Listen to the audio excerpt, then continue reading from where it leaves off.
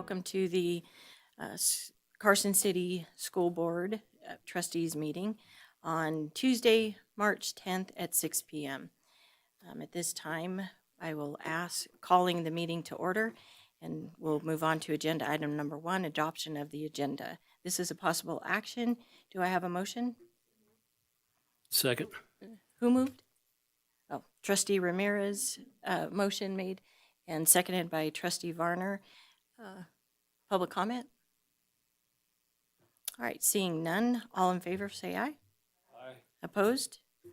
Passes unanimously. Moving on to agenda item number 2, flag salute led by Trustee Peterson.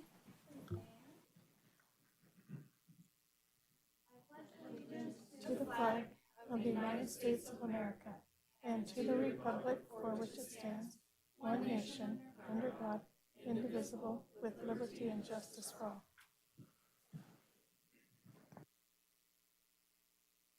Thank you. Agenda item number 3, Superintendent's report. This is for information only. Superintendent Fueling. Thank you, President Walt. Trustees, welcome to daylight savings time. I hope you all enjoyed not getting a 24-hour day and the sleep that comes with it. We have just a couple things up at Carson High School. 2 Fridays ago, they opened their career closet to a bit of a show where they're going to be offering nicer clothes, nicer attire available to kids who potentially are going to be going out for interviews or things like that. So just a really nice project that folks at Carson High headed up. So I'm pretty excited to see how that works out. Last week was Reading Week. Thanks to Fremont, Empire, and Bordewick for inviting me to stop by and have some fun and see some laughter and tears and all that kind of stuff. But we had a good time. And then for tonight, we have Carson High baseball playing against Douglas at Aces Stadium at 7 o'clock. So as much as I want to see Carson win, I hope that both teams enjoy the experience. I think that's a pretty cool thing. The Aces have grown into, and I don't know exactly how this one got organized, but the Aces have grown into a really great community partner for us in working with our school. So just really appreciate the leadership up there with Aces, and that is all I have. All right, great, thank you. Moving on to agenda item number 4, this is board reports, board member comments for information only.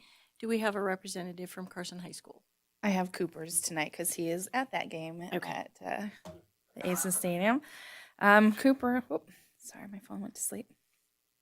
Cooper says, I apologize for not being here in person today, but I hope this report will suffice. Tonight, March 10th at 7 p.m., Carson High Varsity Baseball will be playing their rivals, the Douglas Tigers, up at Greater Nevada Fields, the Reno Aces Stadium, which is where I'm at because I'm on the baseball team. He says, this past weekend, Carson High Speech and Debate had their state tournament, which they did very well on as a team, and some of their members will be moving on to further tournaments. Junior-senior prom at CHS will be Saturday, March 28th. More information will be presented in the upcoming weeks. And this upcoming Friday, March 13th, CHS Avid class will be hosting their Avid block party in Senator Square from 6 to 8 p.m. This is an event where you pay an upfront small fee, and then you're able to get all sorts of kinds of food, as well as commune with other attendees, and anyone is welcome. Again, I apologize for not being there to attend tonight, but I hope this was enough, and have a great night, everyone. Great, thank you.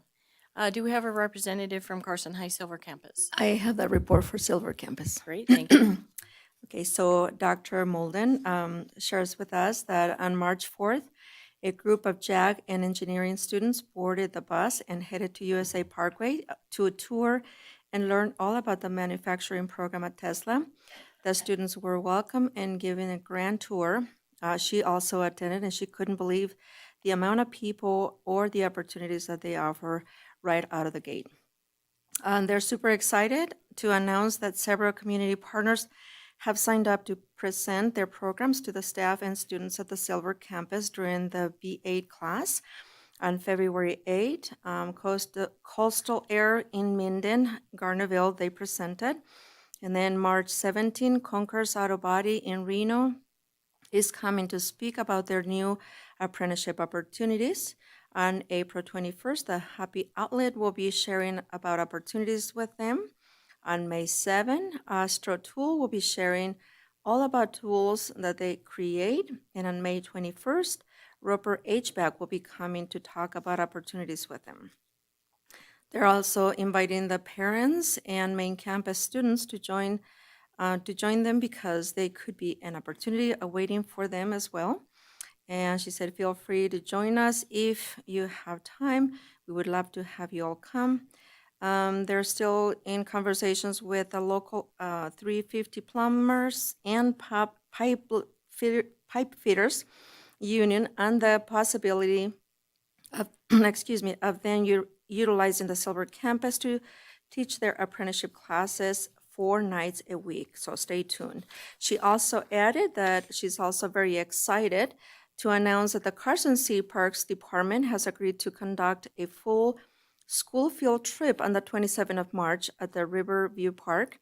The Rangers are going to work with the staff to present a day for career exploration.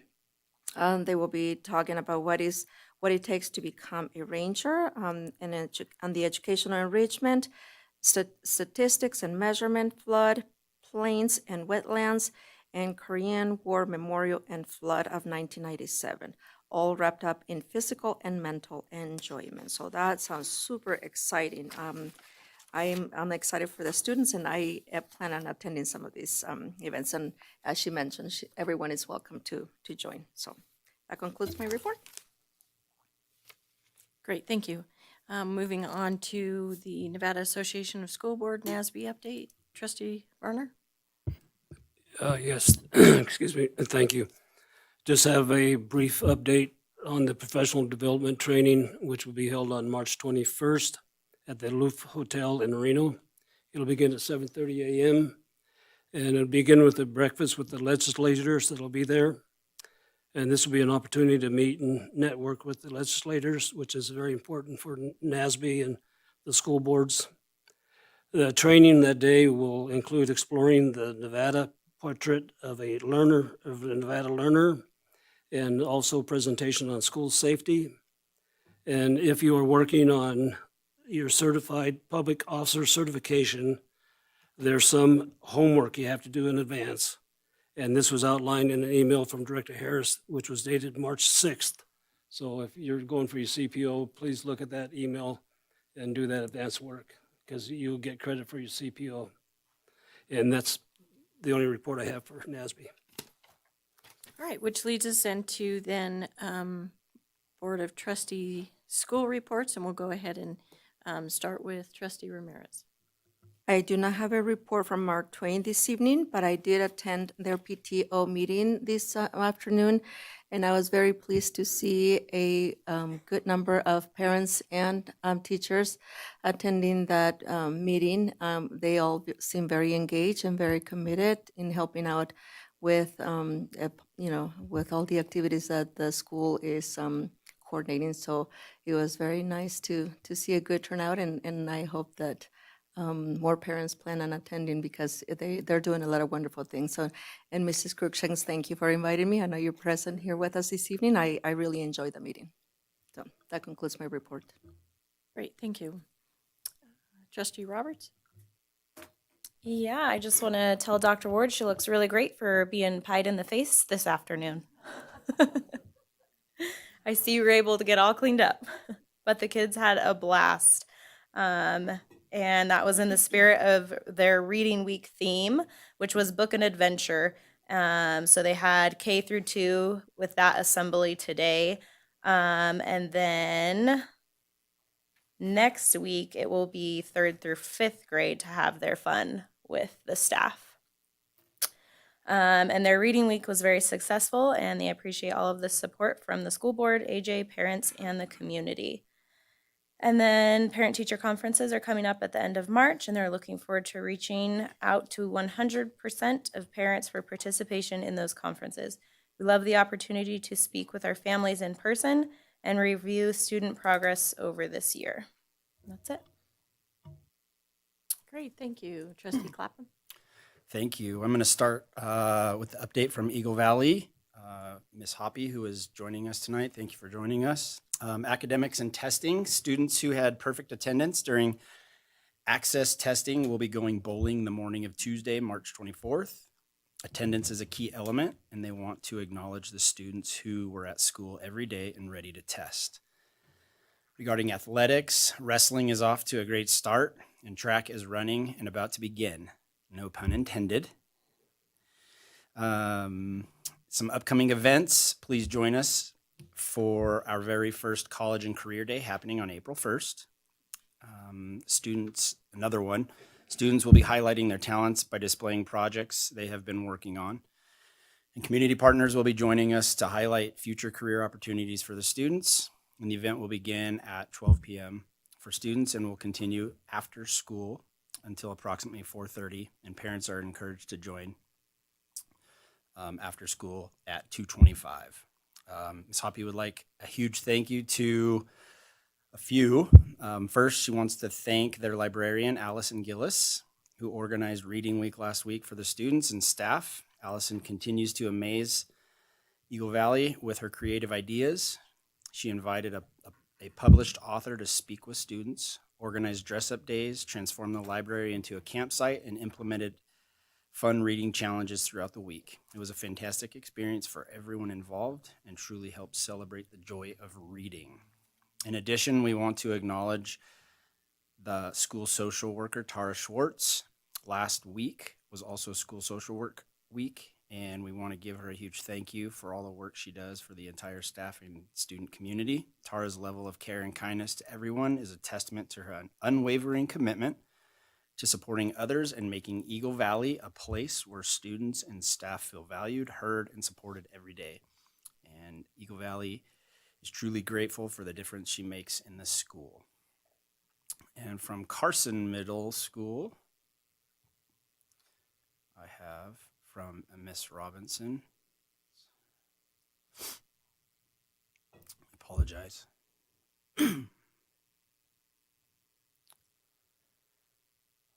Ms. Robinson from Carson Middle School would like to say that they're so proud. She is so proud to announce that the 7th grade Read Bowl team has been crowned Nevada State Reading Champions. This championship resulted from reading the most minutes per team, average by team member, over 4 weeks during Read Bowl 9, the World Championship of Reading, a global reading competition put on by Read with Malcolm. The competition was held from January 12th through Super Bowl Sunday. The 7th grade team read an average of 2,656 minutes over those 4 weeks. Winning a state championship is always prestigious. This year there were more than 1 million students from all 50 states and 19 countries competing. In sports news, the color guard just took first place in a competition at DePauli Middle School this last weekend. Their next competition is this Saturday at McQueen High School. The wrestling team is doing a great job as well. Their next wrestling match is this Saturday at Eagle Valley. And 6th grade track started this week. National Junior Honor Society students are working hard on community service projects. They just raised enough money to sponsor a Carson girls softball team. They have other projects in the works as well. Carson High School counselors visited the 8th grade history classes to teach students about all the amazing things happening at CHS and to help them register for classes. And finally, they're gearing up for the SBAC testing, which is happening later this month. And that's all I have. Great, thank you. Trustee Peterson? All right, my reports are going to be short this week because the majority of our conversation was answering some questions that you had asked us to collect. So all I have right now is from Seeliger, Principal Pryor. She says they had their talent show in Reading Week, which I was not able to go to the talent show, and I was really sad. There was one during the day and then one in the evening, but I've gotten to see a lot of videos from proud parents, and it looks like it was a really great event. First one in a while. Yeah, so hopefully it's back to stay because it looks like kids and parents alike had a really good time with it. Next up, third grade APTT Family Math Night. It's happening Wednesday, March 18th at 5:30. So that's all I have on Seeliger. Carson High, a little bit different. I'm just going to pull some of the info from some of the questions that I had asked him that I thought were really great to share. He says, I want to point out a few discipline data points that Matt Morgan, one of our deans, has put together. Phone confiscations are down 51% through the third quarter as compared to last year. Non-cell phone related incidents are down by 31% through the third quarter. Physical fights are down 66% from the 23-24 school year and is down 32% through the third quarter. Out of school suspension is down 42% through the third quarter. Shout out to our deans, campus monitors, and certified teaching staff for being consistent. So not a typical board report, but I thought those were really promising. There's a lot of good happening, and I think it's easy. We can report on sports a lot, but these are the things that matter as well. So I'm glad that you included this in the email and that we can mention that. And that is all I have, except to say that I disagree with Superintendent Fueling. I hope Carson wins tonight. On the note of the high school, can I just we were at Rotary this afternoon and learned that the Carson High swim team is unable to do their fundraisers because the aquatic center is being reconstructed or renewed. Yeah, okay, sorry. So anyways, that really does, it cuts in because their fundraiser was a concession stands for all of these meets. So they don't have a fundraiser to do or doing. So they're doing a different fundraiser. So anybody who knows a swimmer, knows of a swimmer, neighbor of a swimmer, please contact them because these kids are trying very hard to raise the funds that they always raised running concessions that they're not able to do. So we were fortunate enough to be able to participate in the fundraiser today at Rotary, but I just encourage anybody find a swimmer because they're scrambling for a fundraiser right now. Trustee Varner? Yes, I have one for Boardwick. Principal Raquetta states that the House of Isbindi, hopefully I said that right, is turning Boardwick green on St. Patrick's Day, and they are looking for donations and volunteers to help decorate. And if you're interested to see Parents Square, if you would like to help. And they are also having their Dads and Donuts event on Friday from 7 to 8:05 a.m. The event is sponsored by their wonderful PTO, and they hope that all their dads can join them for a donut. And if not, they would love to see grandpas, uncles, brothers, or moms attend in their place. And that's my report for Boardwick, but I do have one for Fritz also. Principal Brown wanted to share that on Thursday night, starting at 5 p.m., they will have an art and lasagna night. Sounds interesting, which is being sponsored by their PTO. In the evening, families can enjoy lasagna, complete an art project, and shop the book fair. Also, their archery team participated in the state tournament on Saturday. Their team will know how they did once the school in Las Vegas completes their competition, so we wish them the best of luck in that competition. And that's all I have. Great, thank you. And so then I'll go ahead and do the announcement for Empire Elementary School. And this is brought to you by Miss Virgil. As part of their ongoing dedication to maintaining their status as nationally certified STEM school, they are dedicating time and resources this week for intensive STEM planning. Their STEM leader, Miss Wiggins, and their literacy coach, Ms. Ricks, are working directly with teachers who will be subbed out to create high-quality instructional materials and work on grade-level STEM tank projects. They will also be hosting bingo for books this Friday in hopes of strengthening their relationships with families and promoting literacy by getting more books into the hands of the homes of their students. And then I would just like to thank all schools and all principals because every single one of us reported about the engagement that you're doing, trying to get parents in the schools. And that is extremely important. I would really hope that the families and the parents take advantage of all of the opportunities that are brought to them by the schools and get in the schools and be engaged in your students' education. All right, if that concludes, we will move on to agenda item number 5. This is for association reports, for discussion only. Do we have one? Seeing none. We'll move on to agenda item number 6. This is public comment. I do have 2 that have put in for public comment up here. You will be asked for your public comment during that agenda item. So at this time, Renee, did we have any public comment online? Yes, thank you, President Walt. I received email comment from the following: Morgan 4, Amanda Lampy, Savannah Ingram, Jamie and Severin Stevenson, Robin Stevenson, Shelley Aldine, Ali Hernandez. The copies were provided to the trustees and will be included in the permanent record. Thank you. Great, thank you very much. Do we have any public comment here in the room? Yes, and when you come up, if you could please hit the button until you see that it turns green, and then state your name for the record. And you will have 3 minutes.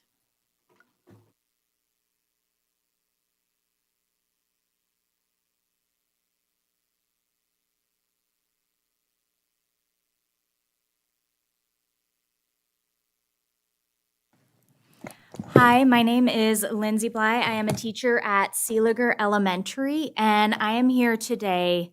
I don't like to ask for things. It's not in my nature, but I am honestly, truly, deeply here to beg for you guys to find a way to keep our social workers at every single school site.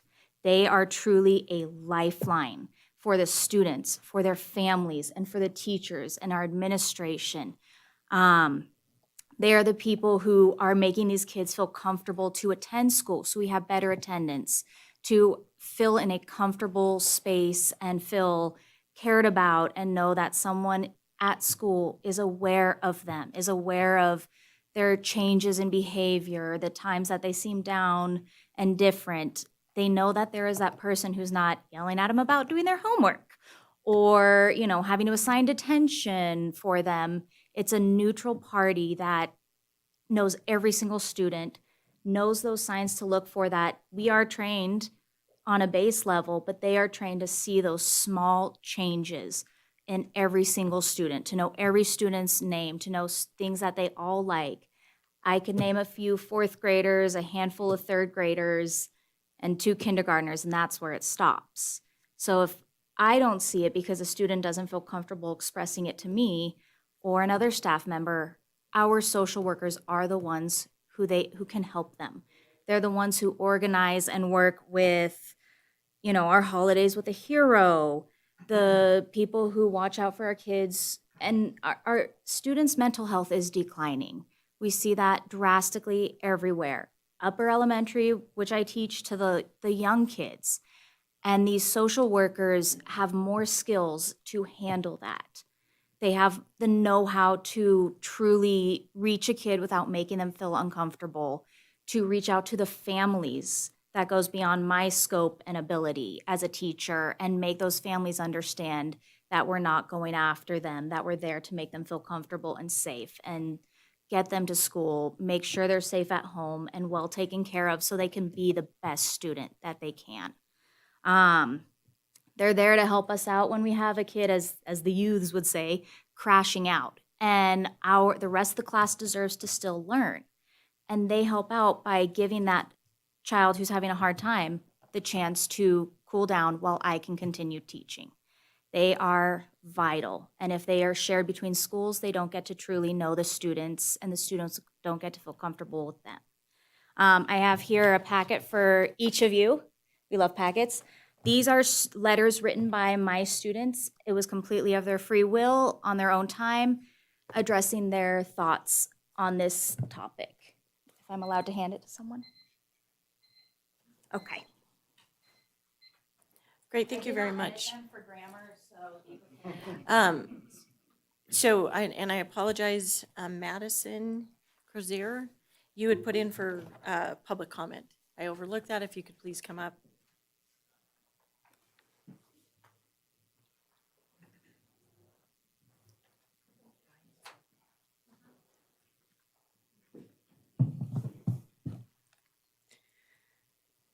Hello? Can you Yep. guys hear me? Okay, Yeah. perfect. Hello and good evening, parents, students, and school board members.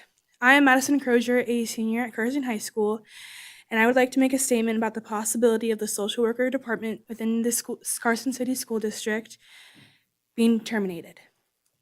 On the behalf of many students who utilize the social workers, including myself, I can say that social workers within this school are one of the many important departments. For me personally, I have been working with one since I was in elementary school when my mom had been diagnosed with cancer. It was an amazing opportunity to talk to somebody at that young of an age struggling at home and at school with this life-changing event.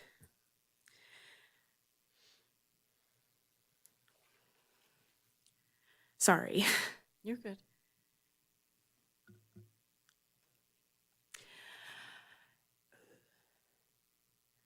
They also helped me with my struggle. I've also worked with them from now into high school. I work with them now because of my anxiety disorder that has been grown from years.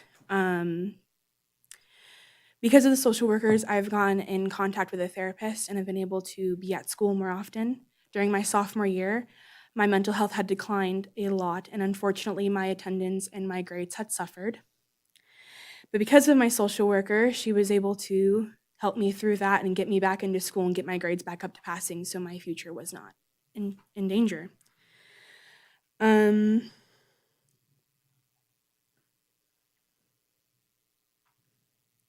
programs and resources the social worker department has helped my family when we were going through a divorce.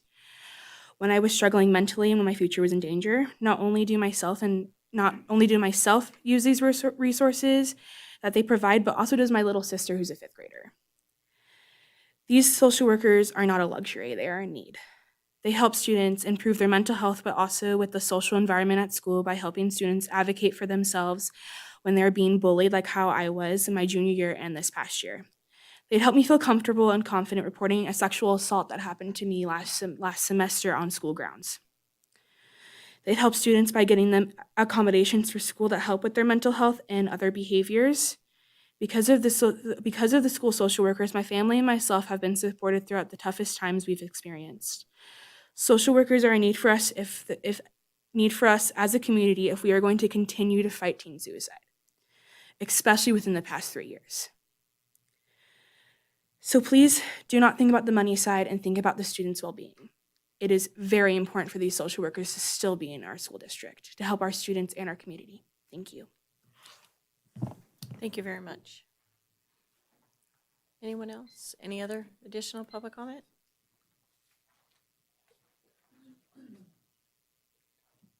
Okay. Thank you. And if you would, just speak into the microphone and state your name.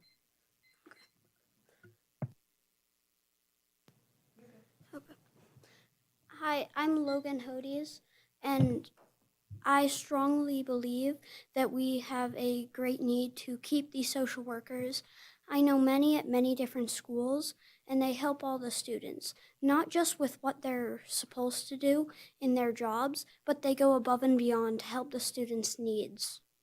They help students, and I know multiple students that have been going through hard times, or even if it's just a daily thing that they're feeling sad in the morning, and they help to bring up their day so they can have a good day and continue to learn with school. If we were to take that away, it would take away some of the learning opportunities of the children.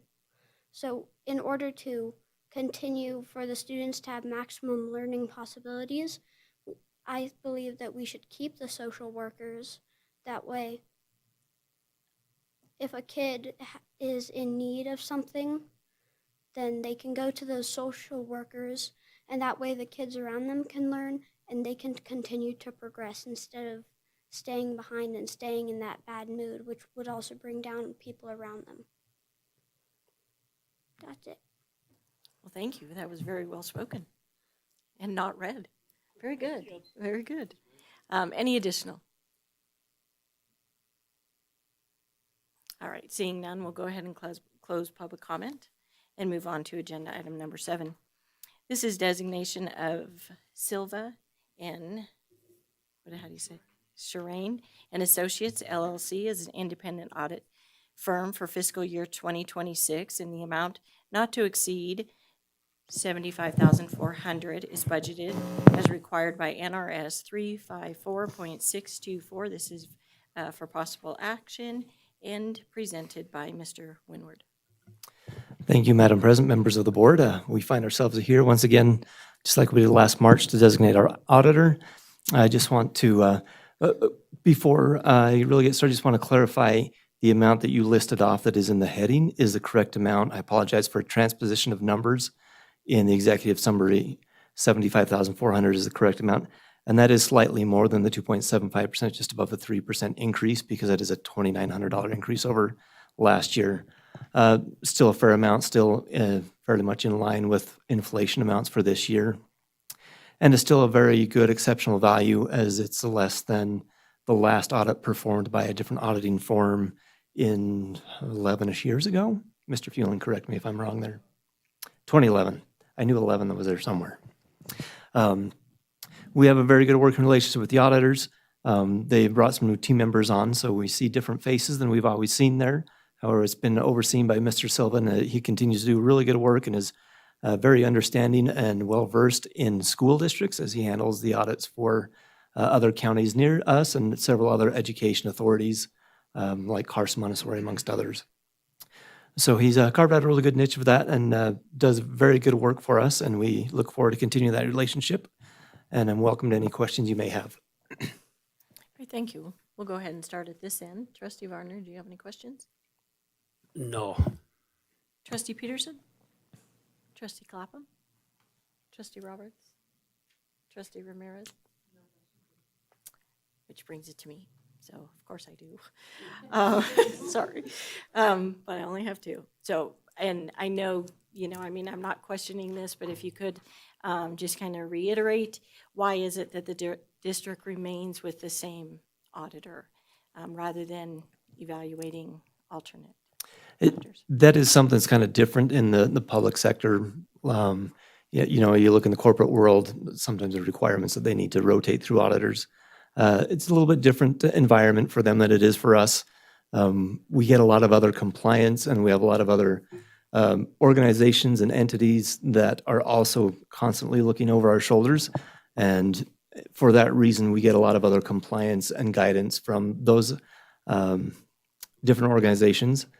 And it's a little bit of a niche thing that it would be difficult to find an auditor that can do a good job, that can take care of all the general accepted auditing standards that are required and apply those to a public entity like a school district.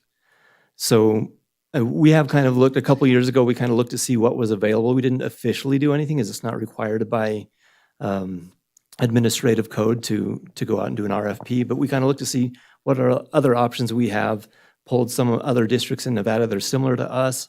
They're all paying more than we do, and that's one of our largest drivers.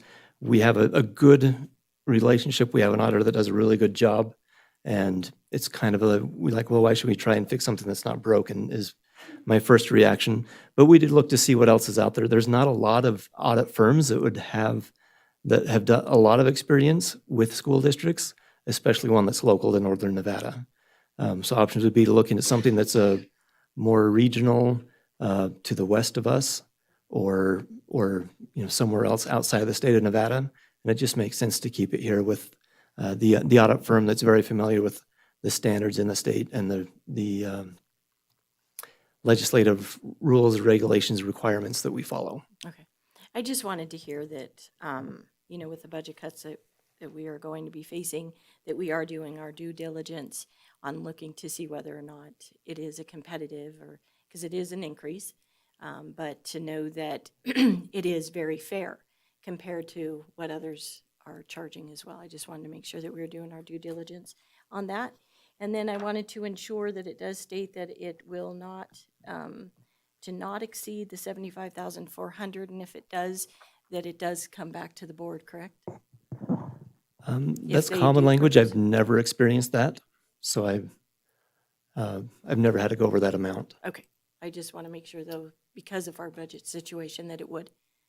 Yeah. Okay, great, thank you.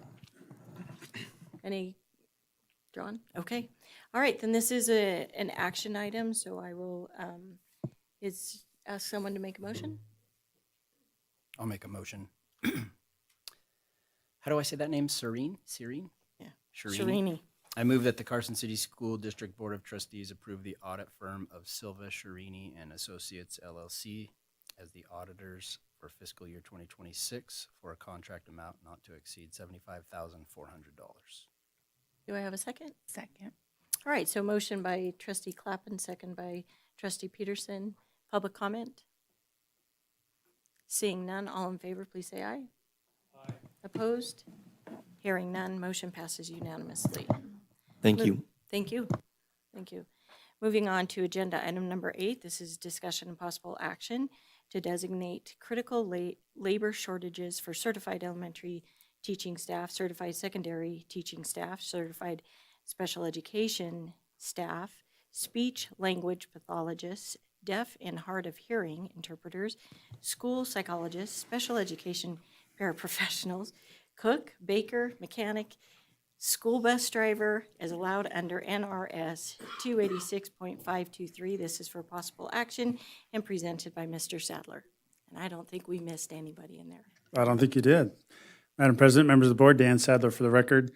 Before you this evening is consideration, which is supported with statute 386.523 and NRS 286.523, specific to allowing critical labor shortage designations for positions that show under the requirements of statute a need. And we do have a handful of employees who are currently working in those positions as critical labor shortage that will be expiring on April 9th of 2026. And we have some positions that have long-term substitutes, and we have some positions that are have remained vacant over the years.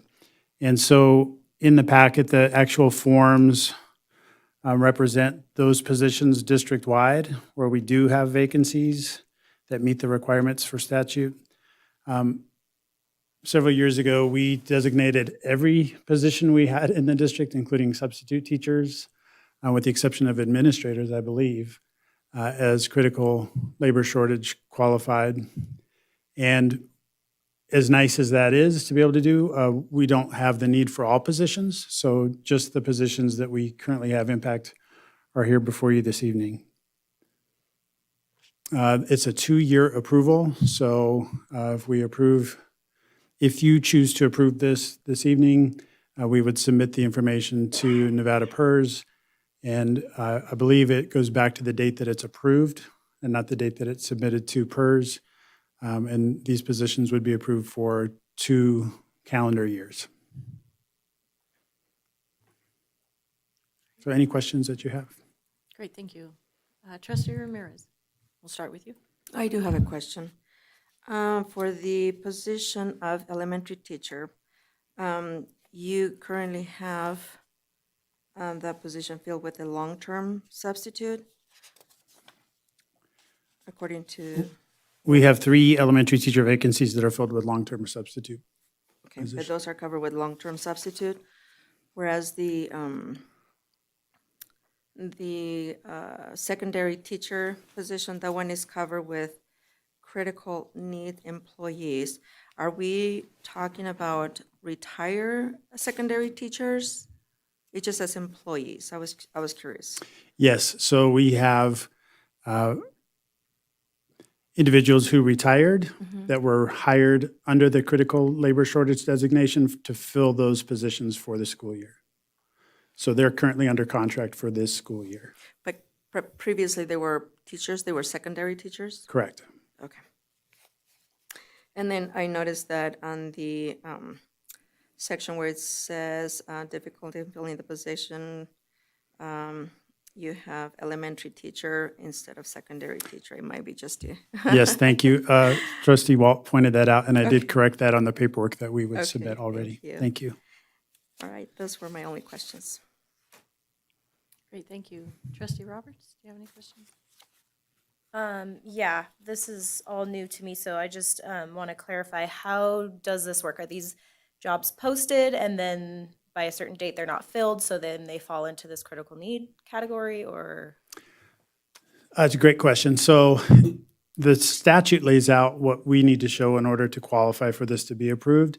And that's really why I'm highlighting these positions, but not all positions. So these positions, so first and foremost, we have some people who are hired this year who, if not approved, would basically be cut off from their contractual agreement April 9th, because it would not be supported for them to continue to receive their retirement and qualify as a critical labor shortage educator. So that's one area that we need to address in this approval. Any of the positions that were vacant and were not filled with a certified teacher, or some of these are classified positions as well. If those positions remained vacant, we did fill with long-term subs for the certified positions, but technically we don't have somebody who has the licensing and certification to fulfill that obligation contractually through NDE. So they're a long-term sub. They have a license to do the position as a long-term sub, but not as a certified teacher. So those positions would reopen, and we would hopefully hire somebody in those positions moving forward. Okay, thank you. Mhm. Trustee Clapham? Trustee Peterson? Just, yeah, gathering understanding. When looking through here, you say how many of each position there are, and it's either filled with critical need, filled with a long-term sub, or it's still vacant. For the ones that are still vacant, or when they are vacant, what is the process for finding the person to fill it, if not like a typical hire? How do we do that?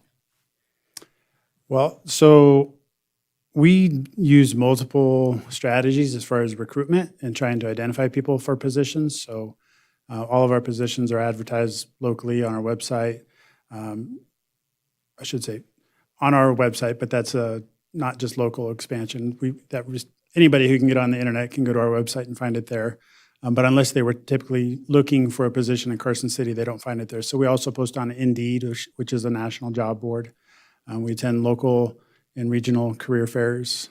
Word of mouth continues to be our strongest recruitment tactic. So other people letting people they know that we have positions that are open, that we've tracked that over the past 3 years. And I believe it was almost 70% of people who've come our way for positions, it's through word of mouth. So. Sorry, I'm trying to think through my understanding. So when it's initially posted, you have to meet requirement XYZ, and if it goes a certain time, like if we Oh, as the far as school like year if we were to without hire being somebody filled, critical needs? then do we change it and say, actually, you can be a little bit less qualified because we really need you? Like, how does that? No, not really. So happen? we always want to hire somebody who we think would be here for a longer period of time. We know if we hire somebody critical needs that we're getting a veteran educator, and there's a lot of good things about that, but it's a 1-year agreement for them to be in that position. So Okay. we'd much rather look for somebody who would be here for multiple years. We certainly try to consider longevity in our hiring, but things change for different reasons for people, and sometimes they think they're going to be here for 5 years and they're only here for 1. But we don't allow the hiring of somebody to be in that critical needs position until we've exhausted all resources. Typically, as we get into summer months, it used to be that if we didn't hire somebody by like May 1st, then we would put somebody in that position as critical labor shortage if they were willing to do it. We've continued to bump that back because we've done much better with our recruitment and with our retention as well. So we haven't had as many vacancies to fill. So I don't know if I feel like I'm not directly answering your question. I'm just talking around it, but the time frame that we would identify the position, obviously we would post the position in April, let's say, we have a vacancy, and hopefully we would be able to hire somebody for the position that's not critical labor shortage, even though the position could possibly be approved as such. If we weren't successful in hiring somebody and we get to August, we could then bring somebody into that position under the designation of critical labor shortage and be able to employ them for the year. Thank you. Did that answer it? It peppered it Okay, really well. I'll take that. Thank you, Trustee Varner. Number one, I want to thank you for the work you're doing in keeping the positions filled without having to get into the critical needs positions. But you mentioned that we have several critical need positions now. Do you know how many we have and what positions they're filling? I do. Off the top of my head, I don't have it compiled. It's shared in the forms themselves. We have 4 special education vacancies that are currently filled with critical needs employees. We have 1 special education paraprofessional position that is filled with critical need. We have 3 secondary teacher vacancies that are filled with critical needs, and 3 school bus drivers that are filled with critical needs. And then you say that they sign a 1-year agreement. So each year they have to be redesignated as critical need if that position is not filled? The position, by approving this tonight, if it goes to PERS, and then that would be approved for 2 years. 2 years, okay. The individual, if we were to fill it, would be a year-by-year basis, because again, we always want to try to hire somebody who's not going to be critical needs. So we would open that up, post the position, try to get somebody in there. If we couldn't, then it gives us the option to bring somebody back in as critical needs. Okay. But that is not our first choice. How long can a person stay as a critical need employee for the district? Is it just for the 2 years and then they can no longer be a critical need? As long as there have been approvals for the positions to be designated critical needs, an employee can continue to come back in that position. So for however long we need them? Okay. Yeah, if we weren't able to hire somebody, they could. That's been the case for some of our special education positions. And I'll go back, but I'm sorry, because this goes right on to it. However, though, it says that in statute, a designated authority shall not designate a position pursuant to subsection 4 as a position for which there is a critical labor shortage for a period longer than 2 years. Correct. So, but I'm not seeing that, because if you're saying if it's a special education teacher, and then is it, how do we know, how up here as a designated an authority, how do we know that those positions aren't more than 2 years? Because we're just given special ed, secondary, elementary. Yeah, so the positions themselves get filled year by year, right? So if we have a vacancy, so we have 3 people critical needs right now, those positions will be reposted. We do not want to hire people critical needs into those positions. We want to hire people who we think are going to be here for the long haul. If we end up in a position where we don't have anybody to fill those positions, then we can allow somebody to come in because you've potentially approved the designation for 2 years. So within that 2 years, we have a window where we could hire somebody to come back in as critical needs, which is preferred as over bringing in a long-term sub. No, I think that's about it. I have heard that we have 1 employee that's been a critical need for 8 years. Is that correct? 8 or 9 years now? I'm not aware of somebody who's been here for that long. We do have some special education teachers who've come up several years in a row. I don't know the number of years. Yeah, okay. And I know you do this, but just for clarification, before you fill the critical need position, I think you kind of covered this, is that you try all other avenues to fill it with a regular position before you hire somebody as a critical need. Is that correct? Correct. Yeah, I'm just pulling up a chart real quick. We started designating positions district-wide, individual positions in our district, I should say, as critical needs dating back to 2015. And at that time, special education teacher was the first one we approved. The board had approved, and that's continued to be approved every 2 years since then. So there's a possibility that we could be hiring people year by year by year with that approval. And that's historically been our hardest position to fill district-wide. special education certified. So it is possible someone's been here 8 or 9 years in a critical need position. Yeah, if there's a vacancy sitting there and they end up being willing to do it, yes. Okay. Can you just kind of go over, is it a fiscal savings to do critical needs rather than hiring, a 1st or 5-year teacher? Fiscally, hiring a first-year teacher would be better as far as the salary goes. As far as like what they're getting from PERS, they're getting that as their retirement. So the district's not double paying for those employees to be here. They're essentially receiving their PERS retirement, and then they can come back and receive the salary for teaching. And then that salary is the salary that they had when they left? We do honor their years of experience. Okay, Yes. okay. So would you say then it's kind of a wash of some sort? Because we don't do PERS?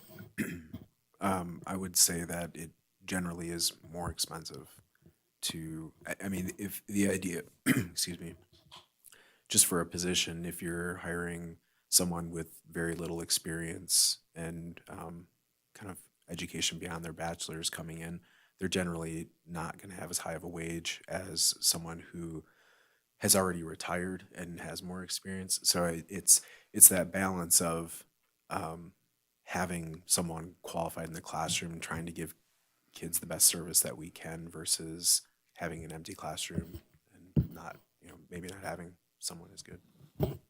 And then, and this may have been asked and answered, and I apologize if it has, but so we approve this now, but that doesn't stop you from trying to fill these positions at job fairs or Indeed or anything like that, correct? No, not in any way, actually. Okay. It's an emergency break this glass type of scenario where, okay, we need someone to come in, we can get somebody in. But we are actively trying to recruit people to fill these positions as soon as we have them posted.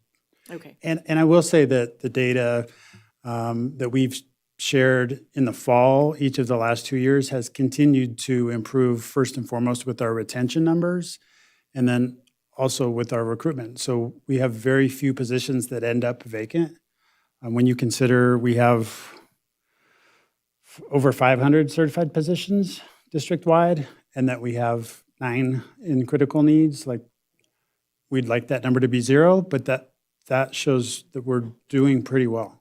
I think if you were to compare that statewide, like we're looking very positive as far as the data trends go there. And I would expect that would continue. Great, thank you. All right. President Wall, I do have another question. Yes, go ahead. I'm curious, how many mechanics do we have? We have 4 mechanic positions 4 mechanic district-wide. position and we have 1 vacancy right now? Correct. This is the one that you're, okay. And is that a full-time position? Yes, they're all full-time positions. Okay. And in the locations where you promote these positions, I noticed that the local radio station and TV stations is not listed here, or Parent Square, and that may be just an area where we can think outside the box of where else we could recruit, we could promote these opportunities, these job opportunities. Thank you for pointing that out. And we don't have like a advertising budget, but we do, Dan Davis is a great partner in this. And anytime we do local career recruiting events, Dan has been very good at putting together information, and we've had very good local support by our local publications as well as local broadcasts, including the Spanish radio. So they've been very supportive. But we don't have it in there as a line item because we don't pay for that. Right, but they do some free publicity, right? Yeah, From what I yes, understand. absolutely. Yeah, so that may be. And Mr. Davis would be happy to share with you the earned media income results of that, I'm sure. I understand that. Yep. On that note, too, I would encourage the college on some of the positions as well. That would be good. All right, any other follow-up questions? All right, seeing none, this is an action item. Do I have someone who is willing to make that motion? I will. I move that the Carson City School District Board of Trustees, pursuant to NRS 286-523 In light of the efforts made by the district to fill the open positions in certified elementary teaching staff, certified secondary teaching staff, certified special education staff, speech language pathologists, deaf and hard of hearing interpreters, school psychologists, special education paraprofessionals, cook/baker, mechanic, and school bus drivers, as outlined by Mr. Dan Sadler today in the documents submitted, we are making the findings required by statute, and we adopt the written findings made by Mr. Sadler in the Nevada PERS forms presented to the Board of Trustees, and based on those written findings, we declare that the statutory provisions provided in NRS 286-523 have been met. There is a critical shortage of labor for certified elementary teaching staff, certified secondary teaching staff, certified special education staff, speech language pathologists, deaf and hard of hearing interpreters, school psychologists, special education paraprofessionals, cook/baker, mechanic, and school bus drivers for a period not exceeding 2 years. Thank you very much. Do I have a second? I'll second it. All right, so motion made by trustee Peterson. Yeah, seconded by trustee Varner. Is there any public comment? Seeing none, all in favor, please say aye. Aye. Opposed? Hearing none, action passes unanimously. Thank you. Very much. Thank you, Mr. Sadler. Moving on to agenda item number 9, this is discussion and possible action to approve the proposed Carson City School District academic calendar for the year 2026-27 school year. This is for possible action, and it is brought to us presented by Mr. Bringhurst.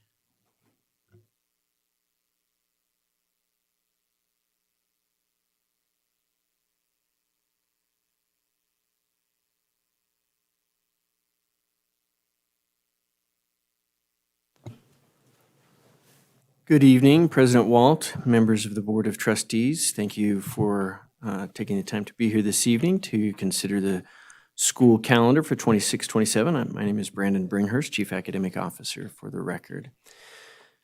So this is a follow-up on the conversation that we had in January regarding the school calendar.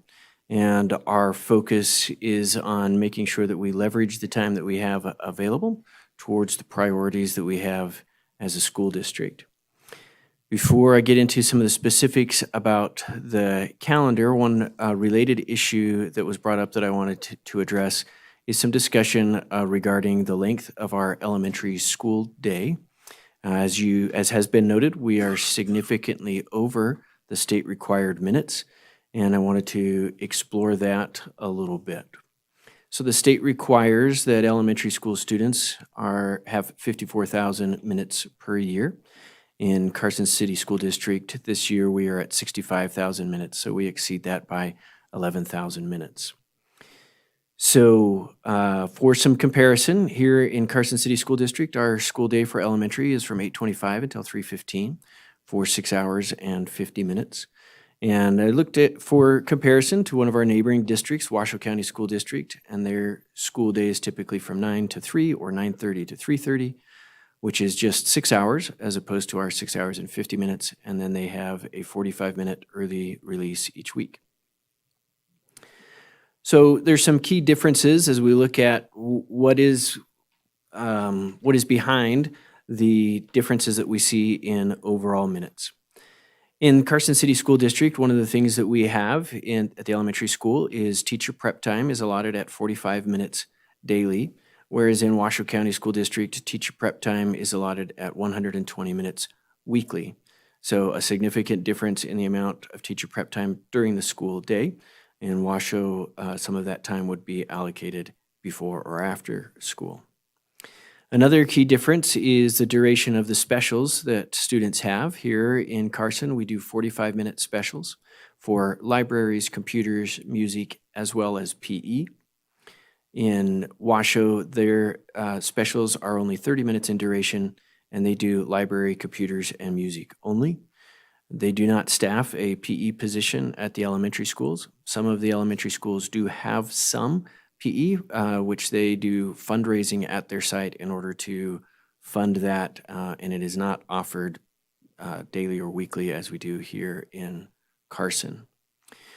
We, in Carson City School District, require 3 recesses of 15 minutes each, whereas in Washoe they require 2 for a total of 30 minutes. So a big part of the difference that we see in those total, the 50-minute difference that we have, specials and prep, which for us go together, and that recess time account for 30 minutes of the additional time that our students are in school. And then we have 20 additional minutes that would be allocated towards core instructional purposes. So the question is always, if we're going to shorten things, what things are we going to shorten? For us, shortening the school day would require some pretty significant adjustments to our policy. For instance, if we decided one of the things we want to shorten is recess, that's in policy and would need to be addressed. Teacher contracts, which have the amount of prep time, as well as our allocation of instructional time. Those are certainly things that can be looked at, but we would need to do a pretty detailed look to see, in order to shorten the day, what specifically would it be that we would want to shorten. So as far as a district recommendation moving into the 26-27 school year, our recommendation would be that we don't change the duration of the day. It's for next year. It is certainly something that we could look into a little bit further, but would require a real analysis of what exactly we would want to shorten during the day. I can pause there if there's questions about that before going into the specifics about the calendar. Good, okay. No questions. All right, so we'll look at the proposed calendar for the 26-27 school year. And our expected outcome for today is that we would be able to vote on and approve a calendar for 26-27. We're certainly coming to the time where we need to have that in place for a variety of the aspects of our planning. Based on our conversation back in January, we've engaged in more work for stakeholder input. So as you all know, we had a presentation on January 27th, and that included some public comment as well as questions and comments from the board. Following that, we've had parent meetings at each school conducted by that school's administration. Those have typically been PTA meetings of those sorts at each site. Number of parents there has varied somewhere between 5 parents to 25 parents, kind of depending on the site. Conducted 2 staff meetings for staff members to be able to attend on the 23rd and 24th of February. We had a total of about 35 staff members that attended those meetings to provide some input as well. I also met with students. I met with our leadership students at the 2 middle schools as well as the high school. So approximately 75 students in those. I received some individual emails from staff as well as some community members with some of their input as well, and have also had meetings with our OCEA and our teachers, our certified and our principals or administrators organizations to get further input. What you have is 2 options, F and G. F is a scenario where we would end before Memorial Day and have 3 full days of professional learning. Option G has us ending on June 3rd and 5 days of professional learning. I would also note that really I've listed here 5 key decisions that we need to make. Those 2 options that you see of F and G are an attempt to give you a real clear representation of what some of those things would look like.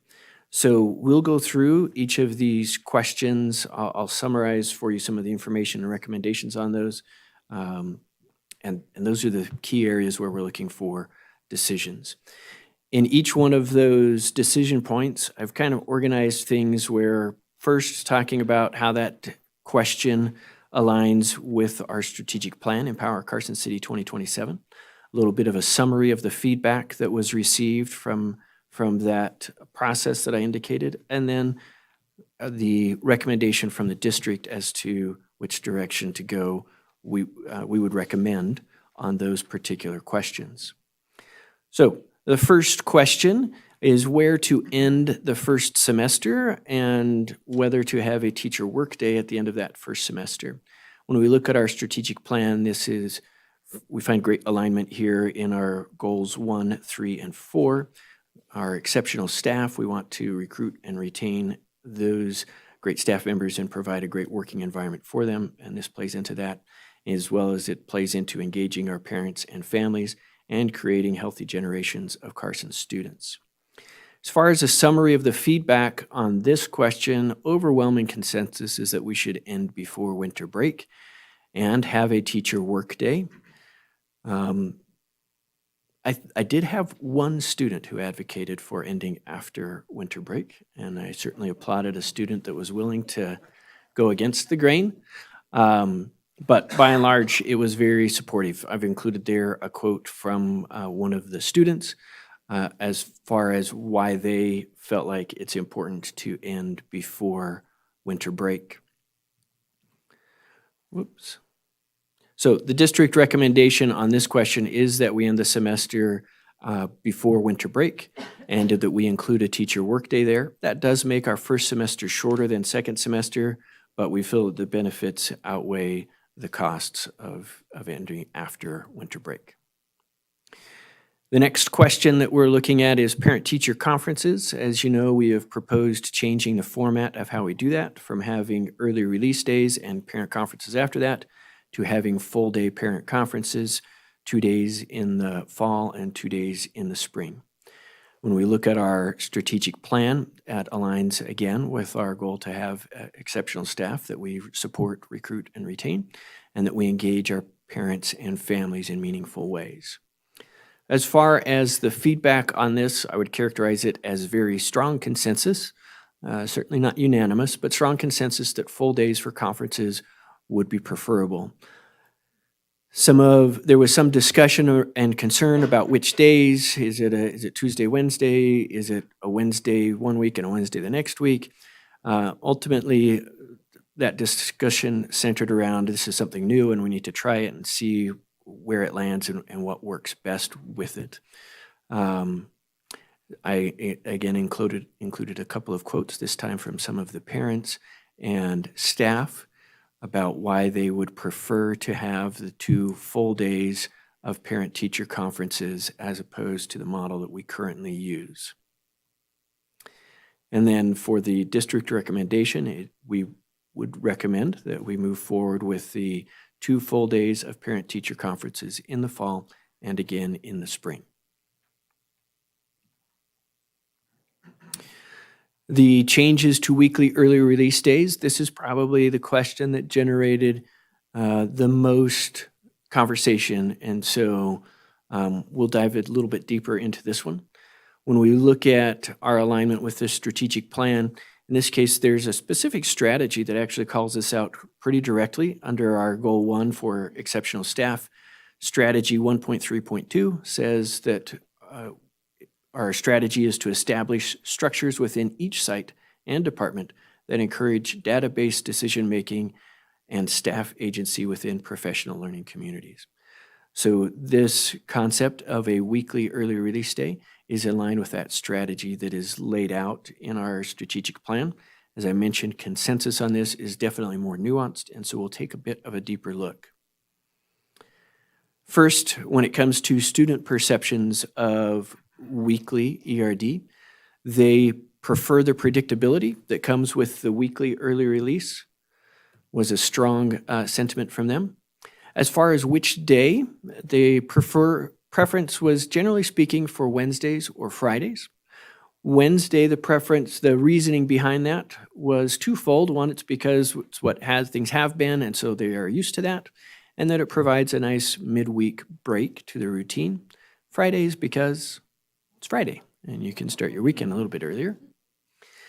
There was some discussion, particularly at the high school, with the students, some of them advocating for either a Tuesday or a Thursday, with travel involved in sports. If they have a game on Tuesdays, which some of the sports have lots of games on Tuesdays, and they need to travel for that game, they would miss less school if the early release were on the Tuesday.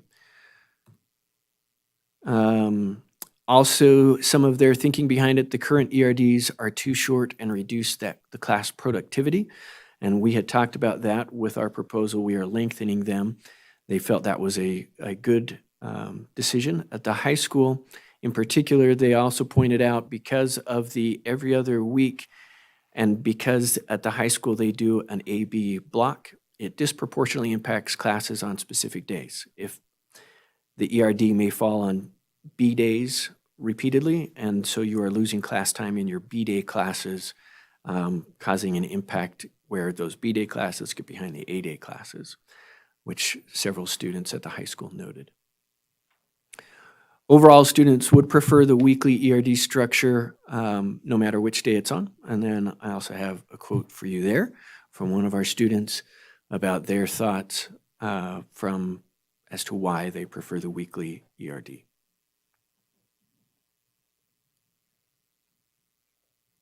I was going to read these quotes and try and read it in like a student voice, but I thought I'll just leave it there and you guys can read it for yourselves.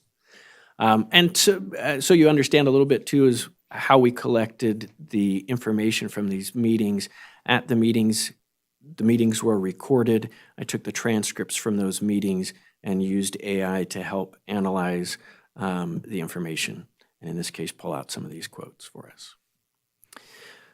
Parents, conversations regarding the weekly ERDs. So with that, I used Notebook LM as the AI resource for this. So when I asked Notebook LM, tell me what is the general consensus from parents regarding the weekly ERD, that's what it said. And so instead of me trying to rephrase that, I thought, oh, that's pretty darn good.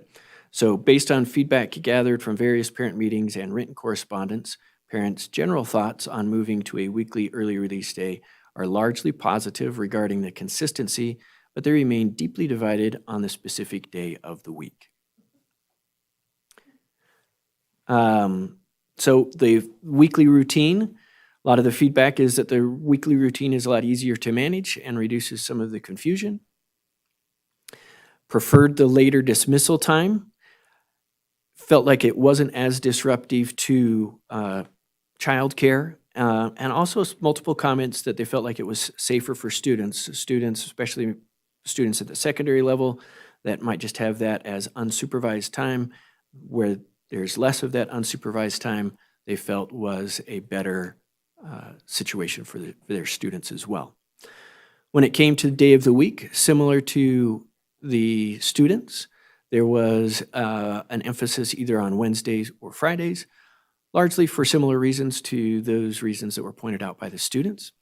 But again, I note that the consistency matters more than the specific day of the week. And some quotes from parents, specifically about their thoughts on the early release days.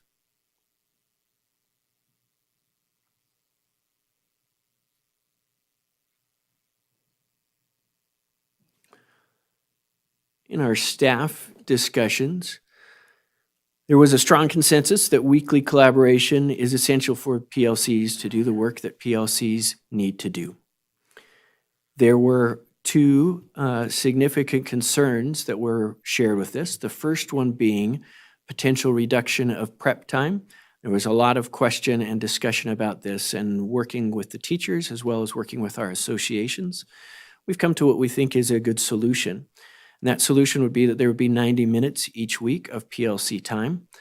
That would allow that 90 minutes we would have after the early release day. So the times there would allow for 90 minutes of PLC time, but there would also be some flexibility for that collaboration to happen during a prep period if needed. But if that happened during a prep period, then prep time would be given back during the early release day. So it would be a total of 90 minutes each week of PLC time. It helps with the longer early release days. It gives longer prep time on those early release days. As an example, in our elementaries, currently teachers get a prep of about 30 minutes. In the new model, they would get a prep of about 42 minutes on those particular days. And then I did some calculating what does it look like prep time in our current model versus prep time in the proposed model. Right now, it would be in a 2-week window. One of those, you would have the long early release like we have, and in the other week, they would meet once during their prep. So it would leave with about 395 minutes of prep time in that 2-week window versus what we were proposing would actually be an increase of prep time for our teachers to about 444 minutes. Additionally, with the prep time, we've added the teacher workday on December 18th. As I noted, from what I presented to you in January, we've made some slight adjustments in the release times that are noted on these proposals, both F and G. And the reason for those adjustments in times is to allow for that 90 minutes of PLC time at all levels, elementary, middle, and high. The other concern that was raised by teachers regarding the weekly ERD is the effectiveness of the time. It's one thing to have the time, it's another thing to use that time effectively and productively. And that has not always been the case. And so we want to move forward in a way where we are using that time effectively at the highest leverage possible. So in order to get there, additional training will be provided to school administrators as well as teachers. We will also be restructuring some of the other meetings that happen other meetings and trainings so that we can really keep that PLC time consistent and focused on the work that needs to happen in PLCs, which is that data analysis and an analysis of our instructional practices in order to improve them. With the teachers' feedback on days of the week, unlike our students and parents, the teachers see a need for it not being on Fridays. Mixed feedback on other days of the week, not a general consensus specifically on one. And then here, again, I have some quotes for you, these being quotes from staff members regarding the weekly ERD.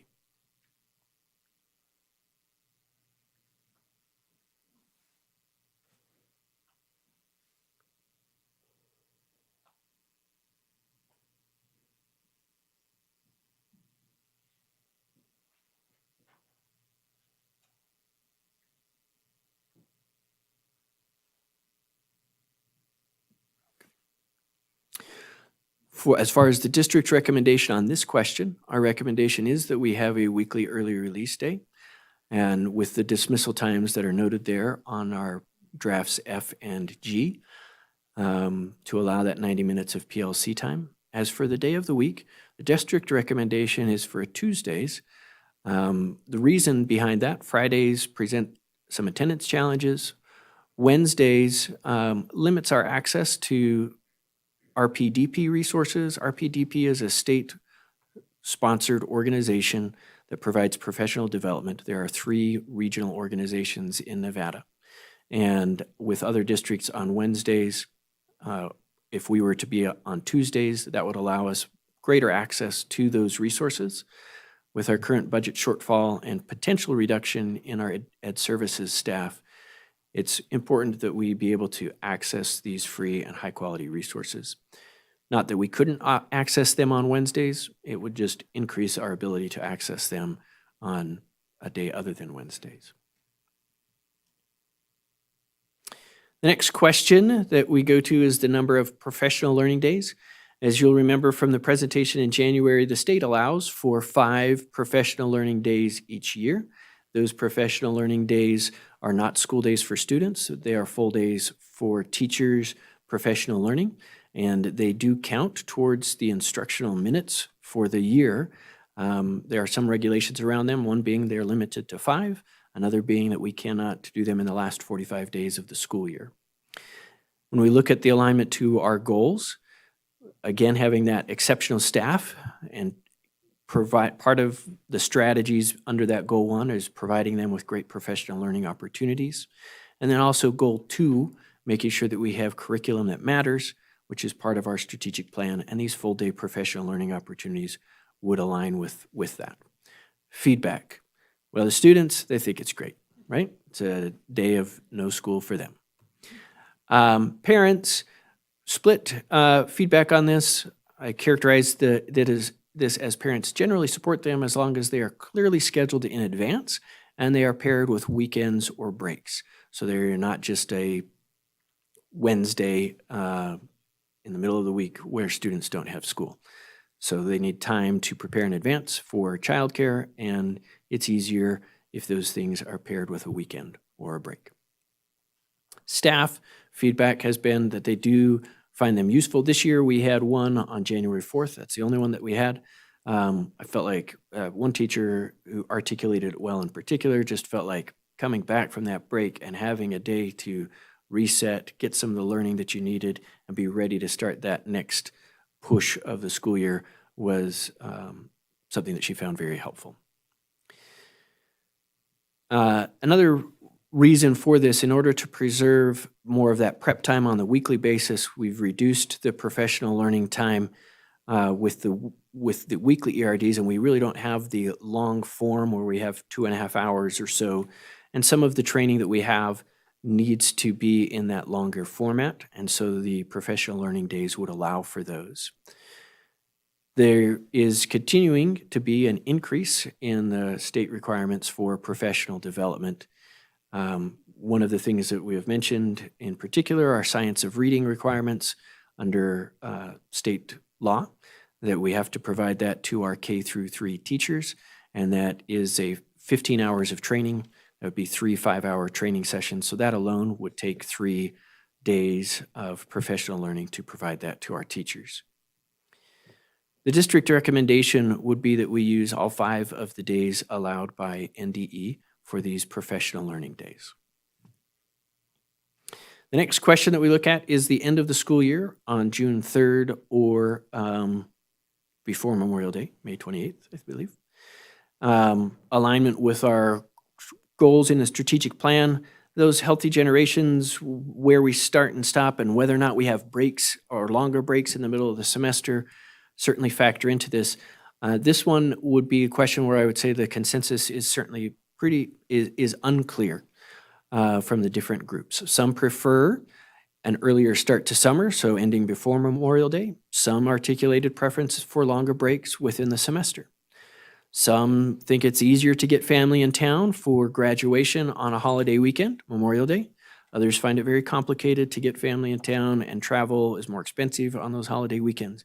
So these are some of a very brief summary of those discussions where we heard points on both sides of this. Some of the key trade-offs to note, if you look at F and G, in order to end before Memorial Day, there is a staff contract day on August 11th, and the first day of school is August 17th as opposed to August 18th, and there is one less school day for students. I would note that we made a typo in on draft G. It has the correct school start day on the calendar of August 18th, but on the column on the right-hand side where it lists first day of school, it says August 17th. That should read August 18th. So it's correct in the calendar portion. It's not correct on the side there. We spend a lot of time looking at these calendars and spreadsheets, and so I'm kind of actually impressed if that's the only typo we made. Another one of the challenges or trade-offs with having the end of school before Memorial Day is it creates really tight timelines for our promotions and graduations. We would be doing Eagle Valley promotion on May 27th, Carson Middle School promotion on May 28th, and then Carson High graduation on the same day, also May 28th. I also received some information from our high school counselors today we got our AP testing dates, and those don't end until late May, which also just makes a pretty tight turnaround to get things wrapped up and ready for the end of the year. The district recommendation for the end of the school year is that we end on June 3rd. There are some other changes, some of these we've talked about, but changes from the draft that you saw on the 27th. We put no early release day on the first and last week of each semester. Couple of reasons for that. We regain some instructional time with that. The very first week of the school year, there's not data for us to review, so we don't need to have that there. It's a trade-off of, the consistency piece when we say every Wednesday, but in this case, we're saying every Wednesday, but not the first and the last of the semester.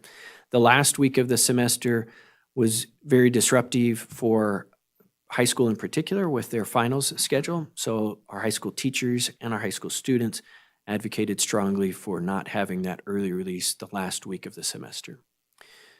We changed some of the wording on the calendar to be a little bit more parent-friendly based on some feedback that we received from parents. And I'll say that's something that we always work on because it's sometimes difficult to put ourselves in a parent mindset and not in an educator mindset. So things that make sense to us don't always make sense. And so we appreciate that feedback and are trying to adjust accordingly. As I mentioned, there's some minor adjustments to the release time on the early release days. And then we put some clarity around the intent and limits of the PLC time and the prep time each week. Here's what it looks like when we look at total minutes. And I would note there in the previous board presentation, the number of minutes that I had on the 25-26 calendar were inaccurate. In looking at the various forms that we submitted, I made an error in the form that I pulled the information from. I apologize for that inaccuracy in the previous presentation.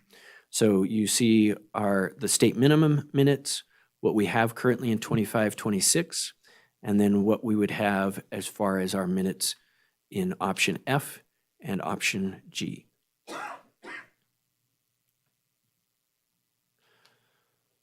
So I know I've covered a lot of things, a lot of questions and recommendations, so I wanted to summarize for you the question of the semester end before or after winter break and a teacher workday. District recommendation is before winter break and also have that teacher workday. Question of parent-teacher conferences on full days or with early release days. Our recommendation is that yes, we have 2 full days each semester. Weekly ERD, our recommendation is for a weekly ERD occurring on Tuesdays. The number of professional learning days, our recommendation is for 5 full professional learning days. And the question of the last day of school, our recommendation is that that would be June 3rd. All of these recommendations are presented to you in draft G, and you can see exactly what all of those would look like. Any questions? Yes, I'm sure we do. So I'm we're going to go surprised. ahead and get this started. And I believe we'll go ahead and start at this end. Trustee Varner, did you want to go ahead and start? And then if the rest of us, if we can, just kind of keep track of what's being asked, and then we'll make sure that we're not duplicating the question. Thank you. First of all, I'd like to thank you for all the work you did on this. I know we've had a lot of discussions about the calendar, more so than any time prior, and I think it's been good to have this discussion. One of the concerns that I have, I'm all for anything that'll improve student achievement, but my question is, is how are we going to determine that these early release days are being productive and it's really going to increase in student achievement? How are we going to determine that? Because if we pass this calendar, we're going to want to review that and see if we want to keep these early release days for next year. So what's that process going to look like? I think that's a great question. And it's something that is tricky to do in education. It is tricky to draw direct cause and effect relationships because there's not just one thing that we're changing. We have a new ELA curriculum in elementary, for instance, and we're doing this. So which one, if we see an improvement, which one is causing the improvement? So I add that little bit of an asterisk there of it can be difficult for us to draw the cause and effect relationship there. I think that the things that we are looking for is improvement in student achievement. So we would be looking at our SBAC results. We would be looking at our MAP test score results. There's so much that goes into those. I think, like I said, it's difficult to draw that specifically to the weekly early release days. I think a better measure is what are our teacher perceptions of the effectiveness of those times?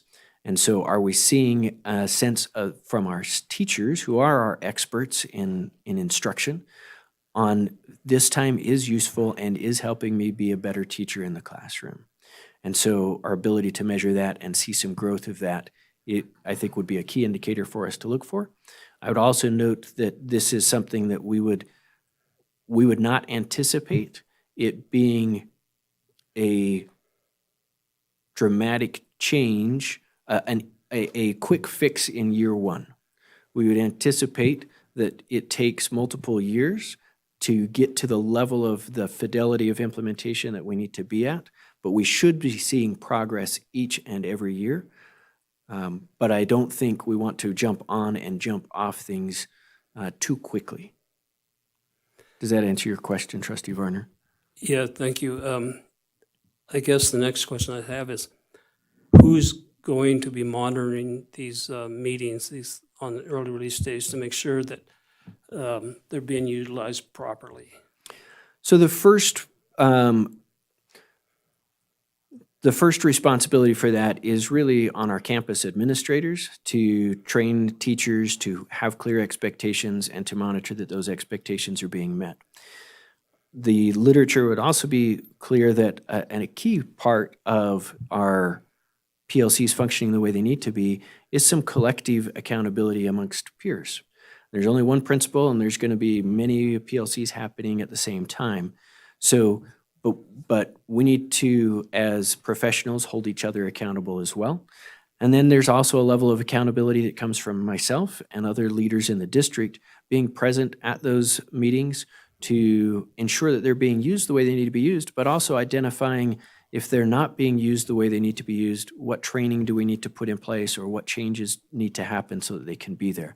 Our mode or we operate from a position of we need to make sure that our teachers have the right training and our administrators have the right training and the right supports. And with the right training and supports, they will be able to meet those expectations. And if they have the right training and right supports and they're still not meeting the expectations, then there are other accountability measures that we need to have in place. Yeah, I think that goes a long ways because I understand it's been a while since there's been any training in this area. So also before I end, I'd like to thank Principal Carson for allowing myself and Michelle to attend a PLC meeting for the CTE program. And also I'm going to be attending some tomorrow afternoon. So thank you for making that arrangement. Because I'm curious about what really happens in these meetings because it's kind of a foreign concept to me, I guess. I want to make sure of what really is going on, So thank you very much. Well, and Thank you for your work. You're very welcome. And I would like to say I appreciate that we have trustees that come to our schools and see and observe what's going on. So I thank you guys for being those types of trustees. And thank you. Trustee Peterson. Thank you. Last time this was presented, we felt like on a triangle of representation, we've got admin, teachers, parents, and students, and we have a responsibility to make sure that they all feel heard and represented. And I feel when you presented last time, we had a very beautiful presentation, very thorough, very, very well researched presentation of the benefits of the calendar change. And we had a decent handful of teachers that came for public comment, and we had expressed concern that there was a whole corner of that triangle that was completely unrepresented, and you did the work to go get that information. And so whether you personally or the delegation that you did, I really appreciate that information was collected, not just from the parents, but from the students as well. So thank you for that. I noticed in the with the student feedback when they had said with every other at the high school with the AB days, there was a concern in the disproportion of classes that they missed the same one every week. And as Trustee Varner said when we were meeting with the CTE, that concern was expressed by those teachers as well. So it's good to see the students in tune on that too, and that they're invested enough to be like, I don't want to keep missing this class. So, and then also on the parent input, this is a little bit a sidestep, but I have family in Washoe County School District, and we had family dinner this week, and they always ask me about school board stuff, and we were talking about the calendar because I knew this would be a big discussion, and I was trying to explain to him, well, right now we have early recesses that are every other day, and he's like, what? How do you know when it is? And I'm like, you just know, you write it down, it's like, and it was such a foreign concept to him, the randomness of, even though every other isn't really that random, but the feedback here and the parents too about the consistency of having it every week. I've never thought it was that hard to juggle, but maybe I'm a minority. And so to have it expressed in a variety of ways that they will appreciate that weekly. Was good to see. And then, sorry, these aren't really questions, these are just statements. Another small piece of feedback that's not huge, but as we were talking about graduation, specifically the high school graduation being Memorial Day weekend and the ease that it could be for families coming in. I also sit on the Safe Grad board, and having that on Memorial Weekend would make it very challenging for us to be able to completely book out any venues to still offer that Safe Grad. And so I'm glad to see there's another option with it ending into June, and that's where I would lean. That impacts such a small bit, but it's just another crumb of input, I guess, on that. And aside from that, I really don't have a whole lot of other feedback or questions. Just thank you for the thoroughness and for coming back with a good bit of homework and research. Thank you. You're welcome. Trustee Claflin? Trustee Roberts? I think everything's been answered. Thanks again for another wonderful, thorough presentation. I really appreciate that. And just apologize that I missed the parent meeting on this because I would have loved to attend, but somehow that invite fell through for me. But I thank you for including all the different people that were involved. And thank you for all the families who put their input in and took the time to share their thoughts. Thank you. Trustee Ramirez? Yes, so I echo what my colleagues mentioned, and definitely want to express my appreciation for this additional work that you did. It was definitely a lot of work and a lot of hours that you put into this. So we appreciate that, and for being receptive, because you did take those recommendations that we made from our previous meeting very serious, and so thank you for that. I also appreciated that the key points that you addressed here are in alignment with the strategic plan goals, so that was very helpful. And yes, I also want to thank Mr. Carsons for spending time with me and explaining to me in great detail what the PLCs look like. And for me, that was very helpful because I'm a visual person, so that was very, very helpful. Thank you so much. Yeah, so excellent work. Thank you. All right, I'll ask and then bring it back. Okay, that sounds great. And then I just want to mention to the board as well that you can take pieces from one to the other.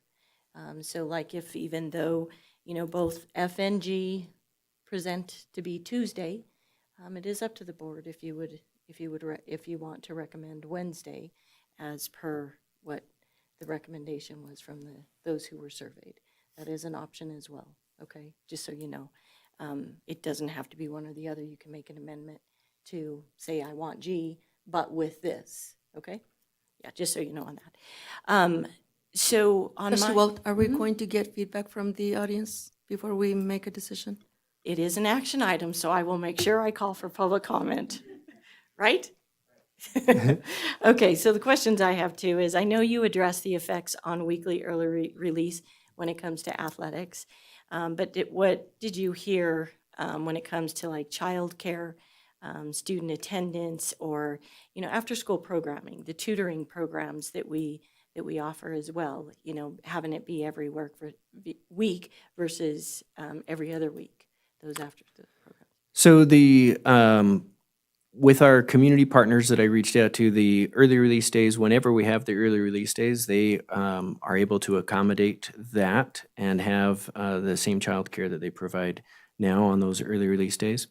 There certainly are some of the feedback from some parents is that, early release days are difficult to find the child care.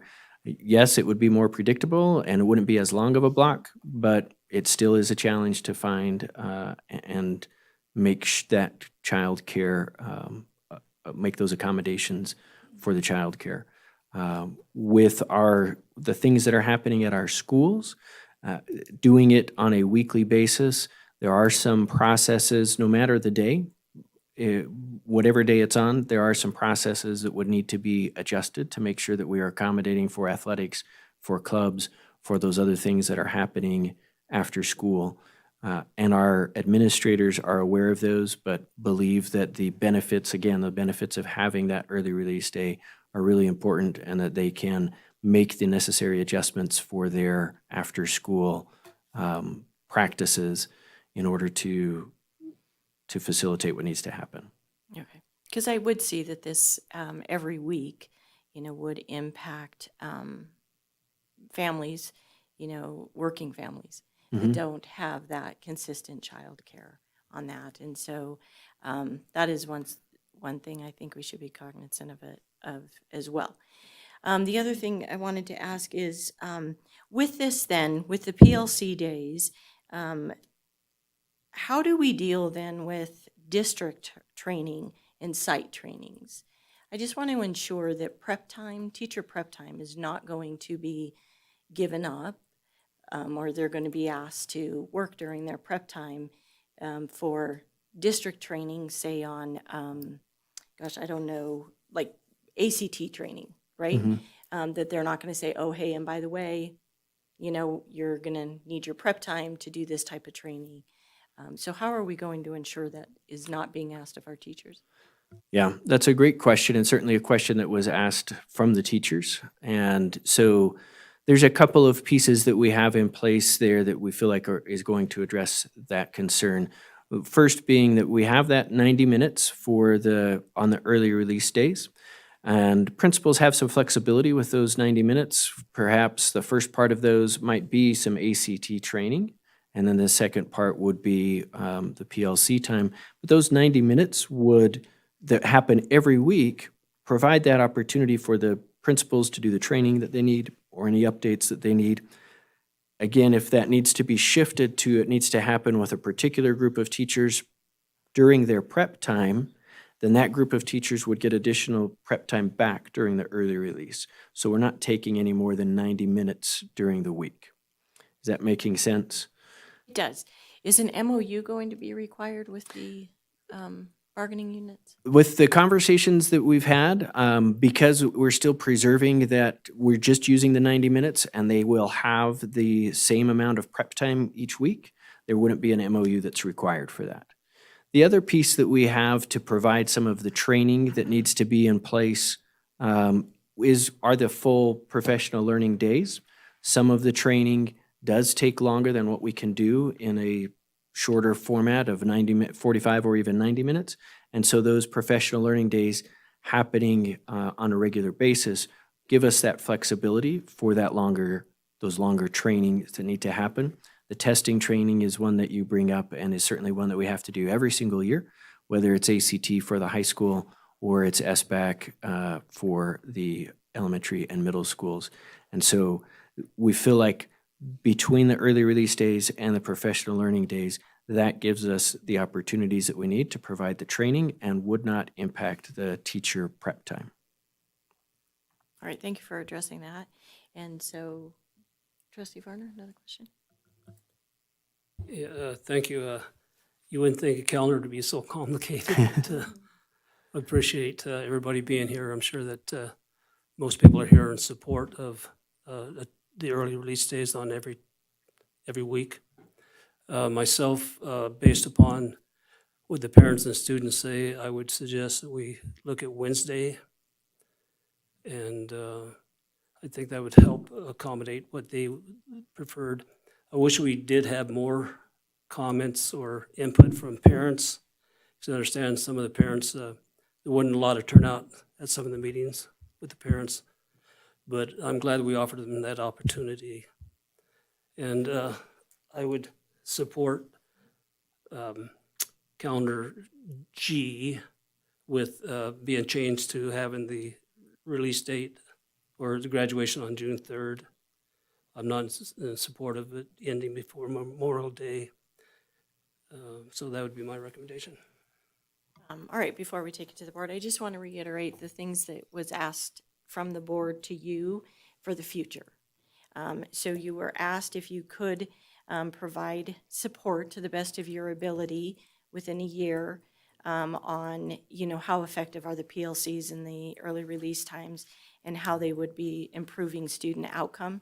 You had mentioned SBAC results teacher perception, key indicator, board would like to see those results, whether it be a survey from the teachers or whatnot, but if you could bring that back to the board, you know, maybe this time next year or prior to us voting on the calendar for next year as well, or the following year. And then you were also asked who would be monitoring the early release days and PLC's days. You had mentioned campus administrators, collective accountability by the peers and the district staff, what trainings would need to be done in place and changes that need to be made. So I would ask that you bring that back to the board. Those results as well when you bring the 27-28 calendar back to us. So I think that was the feed that we would ask for as well.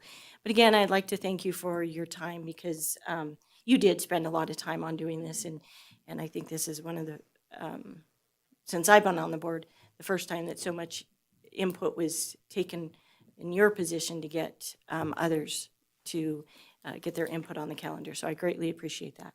So at this time, if the board is ready for someone to make a motion, I would entertain a motion. Oh, no, I am so sorry. No, we do make a motion. take a motion, Second, then I'd call for public comment. Oh, you guys are messing me up here. Okay, I thought I had it all straight. But yes, I do motion, second, then public comment. Okay, so at this time. Molly, are we gonna say which one we would rather have before you make a motion? Well, just or- like how Richard, made his suggestion. So then I would presume he's going to make the motion with his suggestion. And then if you would like to second it, you can. And then we would ask for public comment. If you do not go for his suggestion, we will have discussion. And then you would be able to say, nope, I don't like it. I would rather see it be this. Okay. And then this calls for the discussion. Okay. On that end. Okay? So first, though, we call for a motion. So, do I have a motion? Yeah, I'll try to make one. I move that the Carson City School District Board of Trustees approve draft G with the following changes, with the end of the school year being on June 3rd, and then the early release days being on Wednesday and not Tuesday. So at this time, I call for a second. As the 2026-2027 academic calendar. So at this time, I call for a second. If we do not get a second, then his motion fails, and somebody else then is entertained to make a motion. So do I have a second? Wow, people. All right, so seeing none. I feel like a loser. So seeing none, that motion fails. So at this time, then, I would entertain another motion. So his motion fails. So for whatever reason you didn't all vote on it, I need a motion. Go ahead. Aye. Okay. Okay. Yeah. I move that the Carson City School District Board of Trustees approve draft F as the 2026-2027 academic calendar. Do I have a second? Seeing none, that motion fails. Okay, all right. So at this time then, before opening it up for another motion, let's go ahead and go around then and see, because I don't want you to all feel like you're losers. So let's go around and see, what is it that you're not liking about one or the other, and see if we can't come to a consensus. So Trustee Ramirez, let's hear from you first. I was ready to make a motion with draft G as is. As So is. I don't know that I can add to additional discussion. And then we heard from Trustee Roberts, Trustee Clapham. Say my reasoning for F with graduation before Memorial. I've just heard a lot of that in my talking around with people, so that was the one I supported. As well as you all know, I have voiced my opinion on the length of time, especially for our elementary kids, and as well as gathering that information from other families. It is really tough on these kids, and so I appreciated the less amount of minutes that option F gives while still being well above the state minimums. Okay, thank you. And I do want to add that I did hear comments about Memorial Day, having it before Memorial. And when I mentioned it at the meeting, it wasn't to be taken literally. I just thought 3 days before, maybe 3 days we get back in the summer, whatever. It wasn't to be taken literally. However, the input that I did hear was in favor until I did speak to primarily the high school and the middle school. Having the middle school graduation on the same day as the high school would be extremely difficult and difficult for the schools and the staff. The testing that takes place to try to rush having it end, having graduation on Memorial Day, to my understanding, and Mr. Carstens is here, and feel free to jump in if you'd like, but would be extremely difficult on staff as well to get prepared for that. And then for teachers to be done at the end of this school year on that would be extremely difficult. And then, like Trustee Peterson said as well, I did hear with Safegrad as well, because I don't believe the theater, that they would have this in order to do it. So it kind of puts a little strain on a few different pieces of the puzzle. Okay, so, but I was all for it too, until I heard that. All right, Trustee Clapham. I was in agreement with Ms. Ramirez, draft G. I think Mr. Bringhurst has done his research, and it seems to be exactly, I think, what I'm looking for myself. And then the Tuesday, Thursday, I don't want to go to Wednesdays. I want to have as much access possible to that RFPGID. And so Tuesday or Thursday works best, but we've got a Tuesday here, and I'm fine with that. So I like draft G. Okay. Trustee Peterson. I am in agreement with Trustee Ramirez and Trustee Clapham. I was going to support draft G as presented. The only part of that one that really caught my eye was February 11th as a PL day, gives a 5-day weekend leading into an early release day. But yay, going out of town potential. That's the only one that it was like, oh gosh, that is a big chunk of time. But I can live with it. Yeah. No, I did the same. I'm not in favor of the no school days, but it's a battle I don't think I'll fight. Okay. So hearing that then, hearing everybody's opinion, we'll go ahead and move it towards, do I have a motion? I'll make a motion. I move that the Carson City School District Board of Trustees approve draft G as the 2026-2027 academic calendar. Do I have a second? All right, I have a motion from Trustee Clapham, a second from Trustee Ramirez, and now it is time for public comment. Again, please hit the button for the microphone, make sure it's green, state your name for the record, and you have 3 minutes. My name is Lindsay Bly, teacher at Sealiger Elementary, and I would just advise really look at draft G in the. I'm in favor of F. I'll be honest. G, there are several teacher training days where the students will end up having very short weeks, and unfortunately, families decide if their kids are only going to go to school for 2 days or 2.5 days, they just might as well keep them home.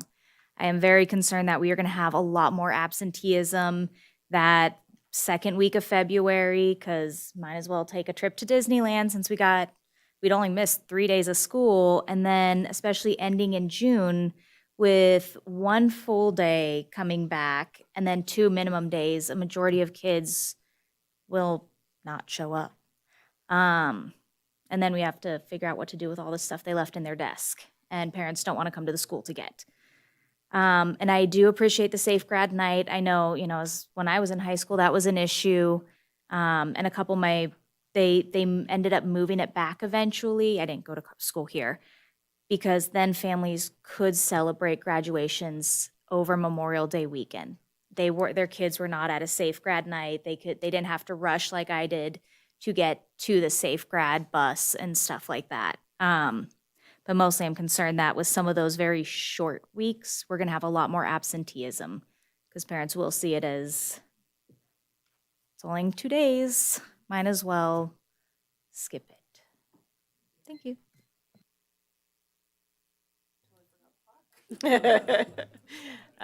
Next.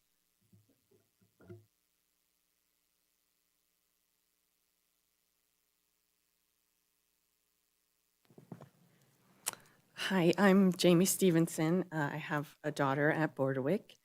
I feel like my comment's kind of moot now, but I'm going to do it anyway. And add that, on Parent Square, I get notifications about what book we're reading, what hat we're wearing on Tuesday, what fundraiser's going on, but there was crickets on this calendar. So I didn't know about the meetings that Mr. Bringhurst had. I would have liked to have come to those. Because I'm against having weekly early release days. I don't believe it will help the students or the teachers. The teachers are already juggling enough, and these meetings would create even more work because to really make them effective, you have to plan, you have to organize, and you have to be prepared. So I would be concerned that their prep time would go into making the agenda for their meetings and, having all their data that they need for the meeting. I think we should stop adding paperwork and administrative duties to the teachers. Mr. Bringhurst said the teachers are the experts, so let them teach. They know what they're doing. I don't feel that the students would benefit from less time in the class either. I haven't been a teacher myself, but I've coached youth sports. And I feel that the best tool for getting through to the kids is to spend enough time with them to figure out what really works for that child. Not to spend time theorizing about what might work for them. Each person learns differently, and I think the teachers find that out as they work with the students. Spending less time with them would make that process take even longer. I know currently at Bordewick, students are rotating through multiple teachers a day for each subject. This framework already restricts the time that the teachers can spend with each student. This also makes it so that each teacher has even more students to teach. How are they ensuring that they're reaching out to each student when they're responsible for ensuring that the entire fifth grade reaches their goals on a given subject? I highly doubt more meetings will make that easier. If the teachers are in favor of this and they believe it'll help the students, I'm wondering if they're willing to have these meetings after a regular school day. I know they deal with a lot. Parents can be disengaged. But if this is something that would really work, and if it's worth the time and effort, the day is not over at 3:15. The Ormsby County Education Association says that a contract day is 7.5 hours, and a contract year is 183 days. Does that mean the teachers are only required to work 1,372.5 hours a year? I'm only asking this because maybe that's the reason we have to do early release. Maybe there's a restriction. Thank you so much for your comment. And if you have additional comment that you weren't able to present, please feel free to give it to Renee. Okay. Okay, thank you so much. I Thank appreciate you. your time. Is there additional public comment? Okay, seeing none, we bring it back to the board. And so we do, at this time, we could continue to discuss if anything that was presented to you would, so I'm going to give mine. I am in favor of only the 3 PL days instead of the 5. I was from the beginning and continue to be as well. And so, on that note, that's where I would stand. And so I will not be voting in favor of this motion. But If I could, I'm also opposed to the 5 work days. I think I could support it with the 3. And also, just go back to the Wednesdays, I think if that's what the parents want, we ought to really consider their wishes, because we ask them for their input, and if they give it to us and we disregard it, I don't know what kind of message that'll send. But thank you. okay. Yes. I just had one question for Safe Grad. I don't know if this is possible. I know for my school in high school, it was just held at the school So there wasn't the issue of having to travel somewhere or, being more expensive venue to rent out. But I don't know if that's logistically how this district works. Yeah, and this should not all hinge on Safeguard by no means. That is such a small piece of this. But it is something that we've talked about, and logistically, the amount of use the gym gets on graduation day, would not be available for us to set up anything that would be appealing to get the kids there. And then now, especially out with it being an evening graduation, it's just not feasible. The community center is not available because elections dominates there now and doesn't allow the space to be shared. And so the last couple years we've booked out at community businesses, which is what we're also doing again this year. We're going up to Fly High, and so they'll be bussed in. But the thought of Fly High saying, yeah, you can book us for a private event on Memorial Weekend when everybody's out of school, I don't know. It seems like a challenge, but not one that this all needs to hinge on by any means. Okay. Any further discussion? All right, so we have a Madam President, yes. because there was some nuance in the discussion that was just brought up, I recommend you open it for public comment again and see if there's any additional public comment based on what was said. Well, thank you very much. Public comment. Hi, Carrie Pryor, principal of Seeliger Elementary. I'm glad that you brought that up and that we now have an opportunity to address that. Perfect, set the timer. One of the things that I appreciate most about Brandon's presentation this evening was that he brought us back to the strategic plan. And in the original strategic plan, goal 1 was the goal that I worked under for professional learning, was my position at that time. And that goal was specifically written for professional learning communities, and it was talked about professional agency. And there's a difference between teacher agency and what we have to do on those site professional learning days. The PLCs are an opportunity for teachers to talk about their craft, look at data to improve student learning, look at outcomes in the classroom. And so those will be sacred times where teachers really can use their teacher agency to impact change.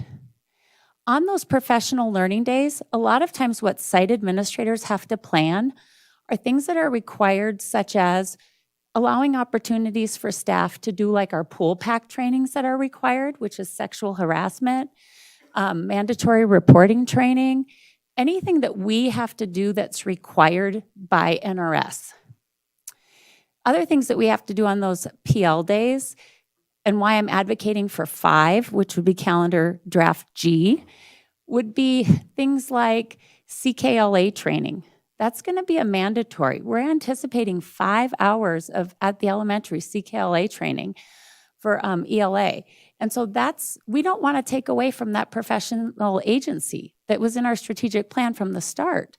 And so we really do need 5 PL days to accomplish what we have to accomplish that's being brought to us maybe by NRS, as well as some of the things that are just required in our profession, but then really making sure that we're sticking to what's in the strategic plan about allowing teachers professional agency. The number 1 indicator of students' growth is the teacher in the classroom. And we allow them to perfect their craft and really do what they're professionals and can do. I know that we're going to see those outcomes really increase. So I would advocate for G with the 5 professional learning days. Great, thank you for your comment.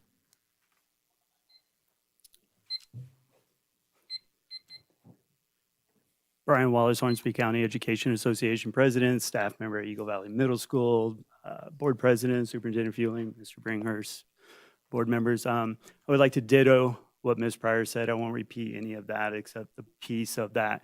When Eagle Valley went through its original SIG grant and then we moved on to the Race to the Top grant, I was originally part of all of that, starting to implement PLCs.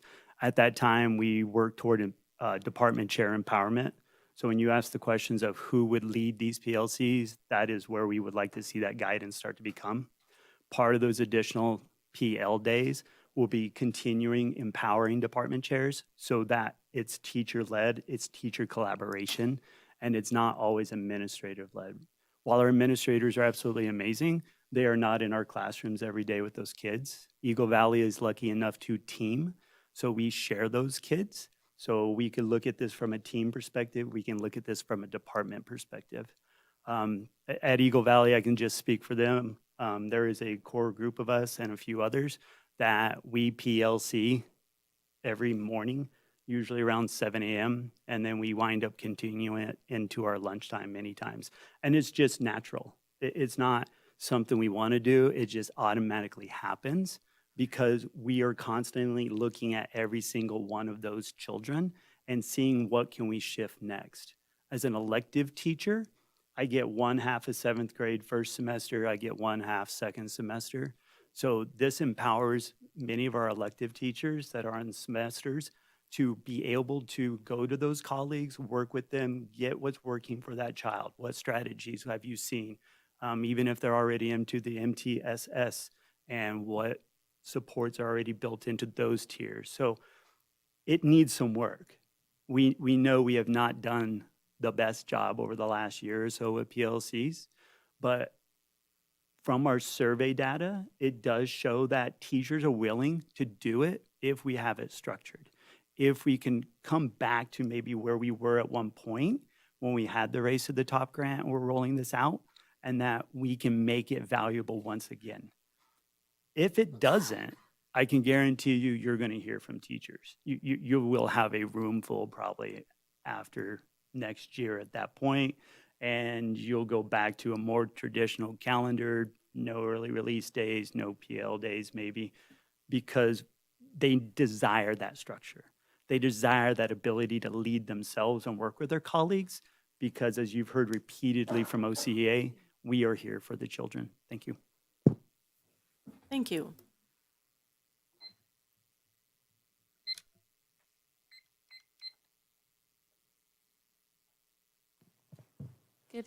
Good evening. Jennifer Ward for the record, principal at Fremont, but I am also the president of our Administrators Association.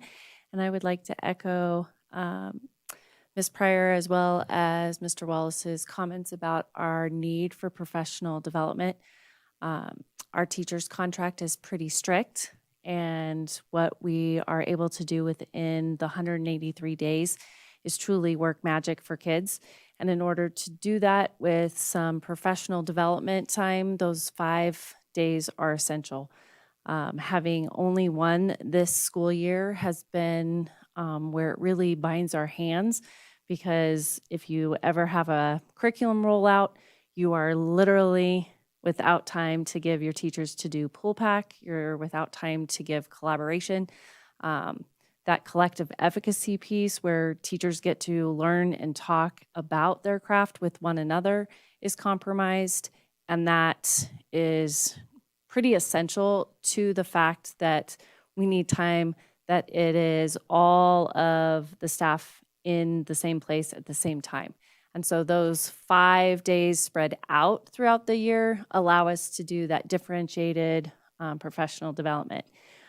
Looking at the state of just having 15 hours of required training for your K-3 teachers, that would be all 3 of those days. So that would be my plea, is to allow us to have those 5 days to do that essential work that goes beyond our state mandated trainings, and that allows for both school autonomy as well as differentiated by the different grade levels, whether it be in your secondary or in your elementary. Those days are truly essential, and they will be. I can attest to Mr. Bringhurst's insistence on his administrators. They will be effective and they will be worthwhile. And I believe that next year, as many as would come, if it was not effective, you will see many coming to let you know how effective and supportive of what they do in the classroom. Those teachers will be here to support a calendar moving forward in the 27-28 year that allows that collaborative time, because that is power. And that is an amazing gift that we can give our teaching staff. So I hope that we are able to go back to the the item on the table, which was G, with those 5 full professional development days spread throughout the year. Thank you for your time.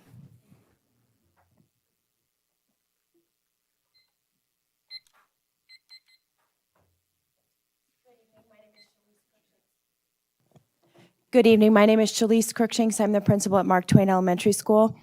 And I just wanted to present my support for draft G. The professional learning days are so critical to us. If the state is going to ask us to do 15 hours, I'm in support. The science of reading is very complicated. I'd love for any of you to come and watch some of these lessons. It is intense. Our students are doing very, very well, and I'm really, really proud of our work. And I'm excited to continue to learn in this. But if we only have 3 days and the state takes all 3, that leaves me to try and teach my teachers in 30-minute increments. Because on an early release day, if 90 is for the full time, 30 would be a professional learning or a staff meeting, then I would have the 60 for the PLC work that the teachers are going to do. So any improvements or changes or instructional materials or strategies that I need to help my teachers understand, I have to do in 30-minute chunks. If I could have those days where we could dig in for several hours, get into those lessons, do some really critical work, collaborate together, maybe bring in some professional trainers, it's critical. I compare this to the business world or the private sector. If you're working in a job and your boss wants you to go get training, you say, okay, when's the conference? When can I go? We have kids in front of us every single day, and we cannot leave them. And we work very hard to not have subs in our classrooms.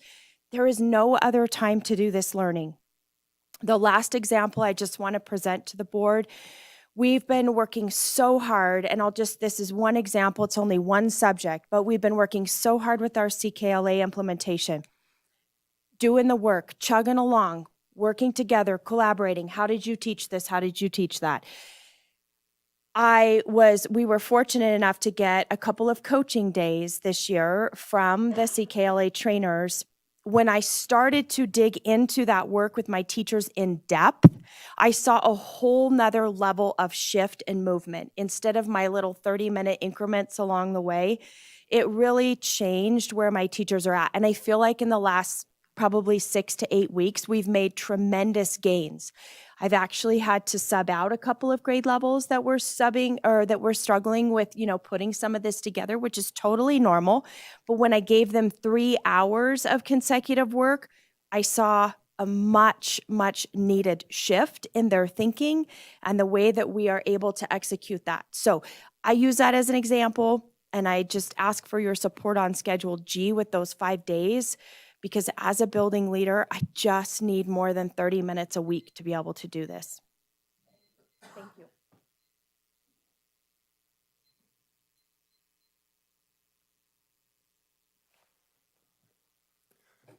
Good evening, Board of Trustees.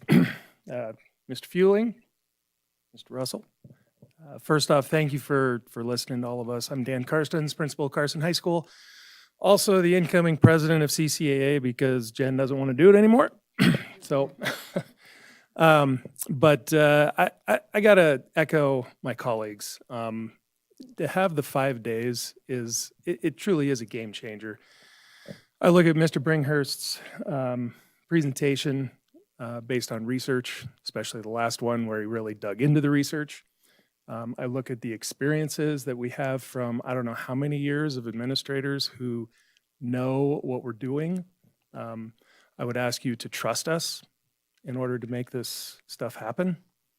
And then you look at the data and the requirements that get put on us it's immense. It's very difficult to do it during early release time, just having an hour and a half a week, and then trying to get our teachers to work together on our student data. And then, we got to do this state training, so we got to take time to do this too. And so Ms. Pryor talked a lot about teacher agency. And if we do take that agency away from our teachers, that's telling them that we're not gonna trust them to do the work.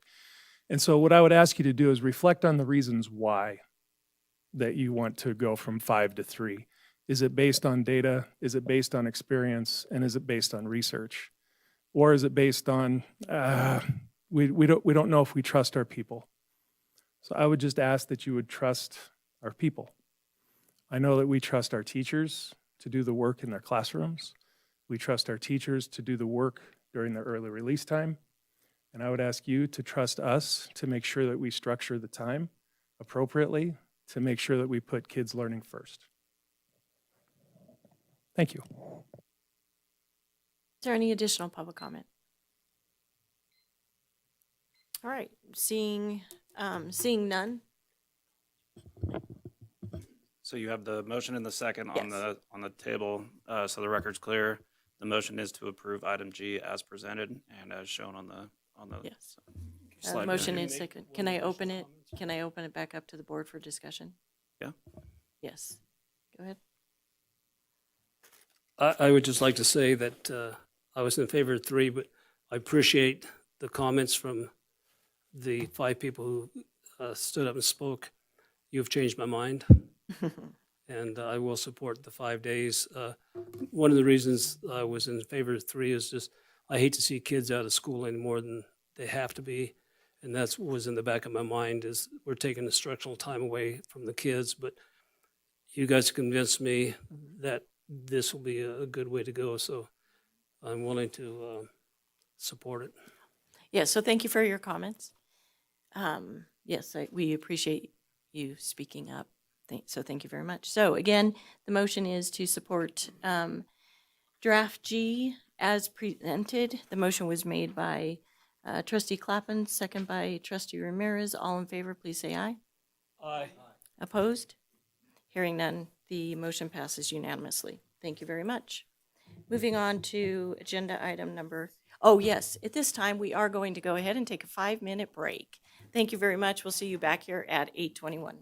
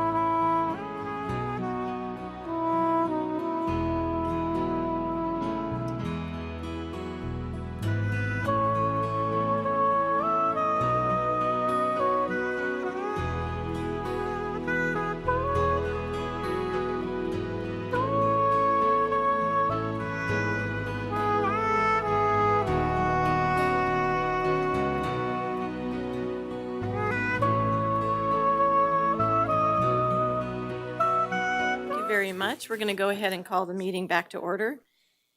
At this point, we are on agenda item number 10, which is informational update and discussion on budget assumptions for the Carson City School District for fiscal year 2026, 2027. This is for discussion only and presented by our superintendent, AJ Fueling.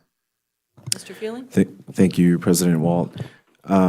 So tonight, this is an update on kind of the budget situation that we are in. If you recall, at the last meeting in January, we presented some information about what the, I guess the upside down nature of the budget as we look into next year, along with kind of some scenarios. And so over the past weeks, we have been able to try to tighten down numbers a little more and look at some different situations within the district that present themselves.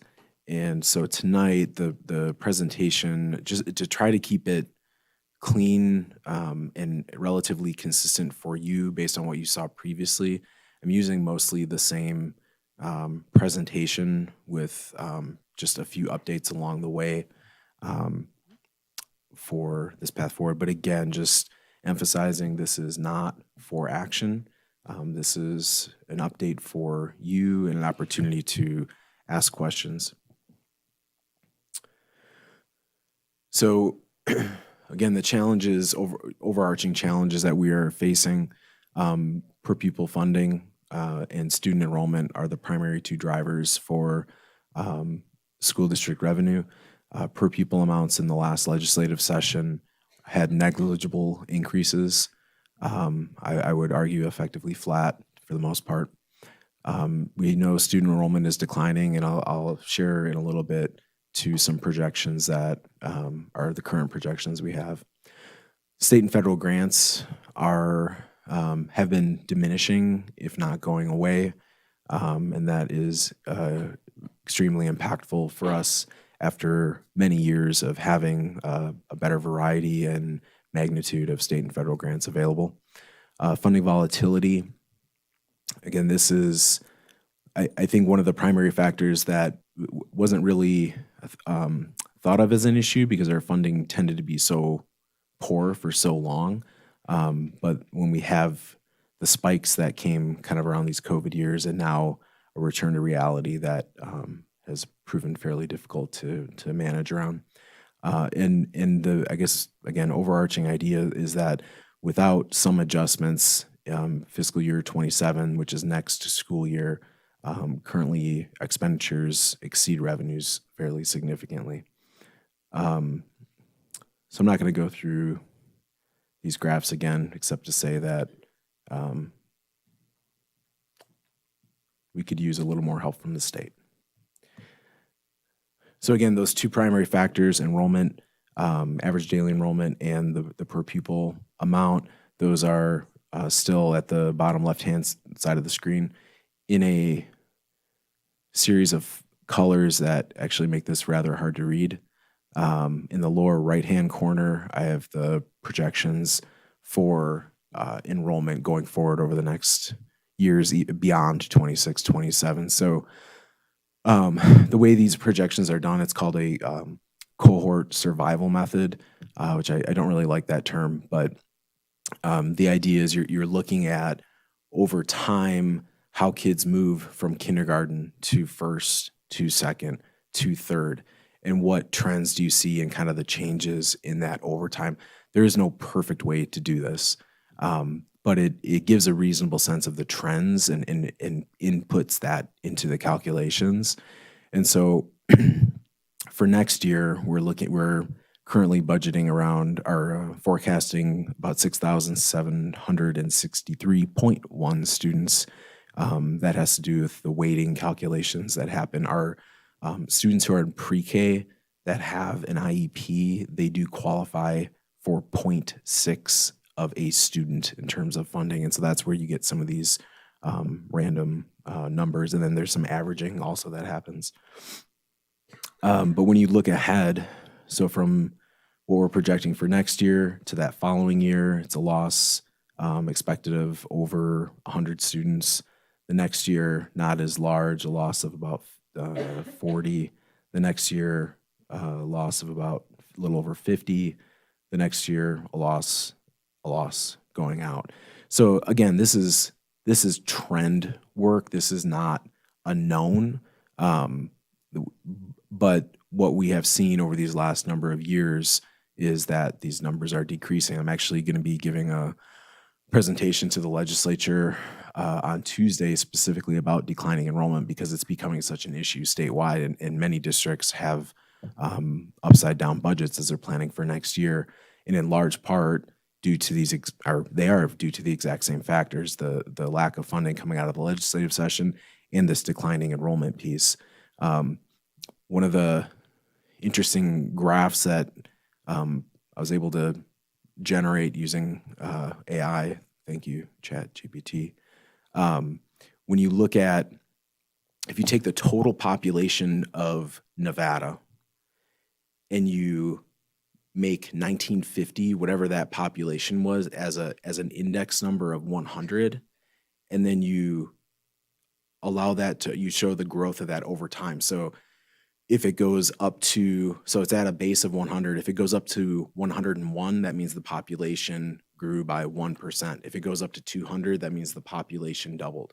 So that Nevada population index absolutely explodes since 1950. It's just, it's like a, I mean, it's not a vertical line, but it is rather straight. And when you do the same thing with births since 1950 in Nevada, you have a pretty similar path until 2010, and it absolutely stops in its tracks and just flatlines. And so in 2010, you had about 35,000 births in Nevada. In 2020, you had about 35,000 births in Nevada, yet the total population of the state was continuing to explode. And so you see this, and it's not unique to Nevada. Again, this is ultimately an international phenomenon, it seems, but there are just fewer births, and we see fewer students in our schools. This is the slide I showed last time, just the difference between revenues that we have budgeted for this year and expenditures budgeted for this year versus what we are expecting for revenues next year. Revenues are dropping by about $650,000, again, because of declining enrollment. And even though our per pupil amount actually did go up a bit, the decline in enrollment actually brings our revenue numbers down. And I'll bring this slide up at the end of the presentation again to show an update. So as a reminder, this year we budgeted for a deficit, some deficit spending. We have very strong reserves to help cover that, so that is not as much of an issue. But the guidance, the concern from the board was that, yes, we will make this happen in this current fiscal year 26, school year 25-26, to offer stability to the system, but we need to make some adjustments going into next year.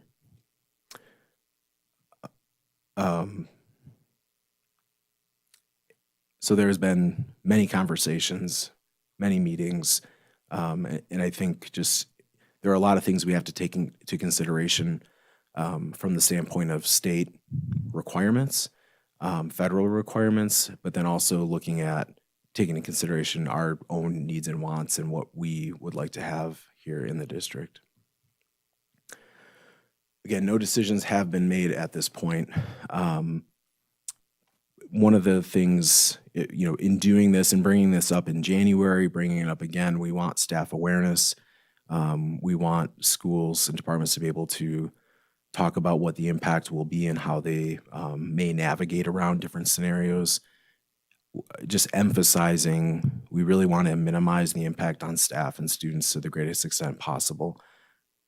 I would argue making any adjustment will have an impact on staff and students.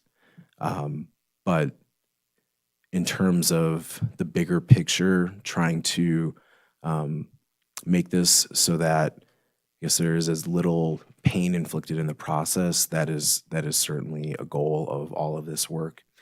One thing, so there on these slides, you'll still see the tight and tighter scenarios.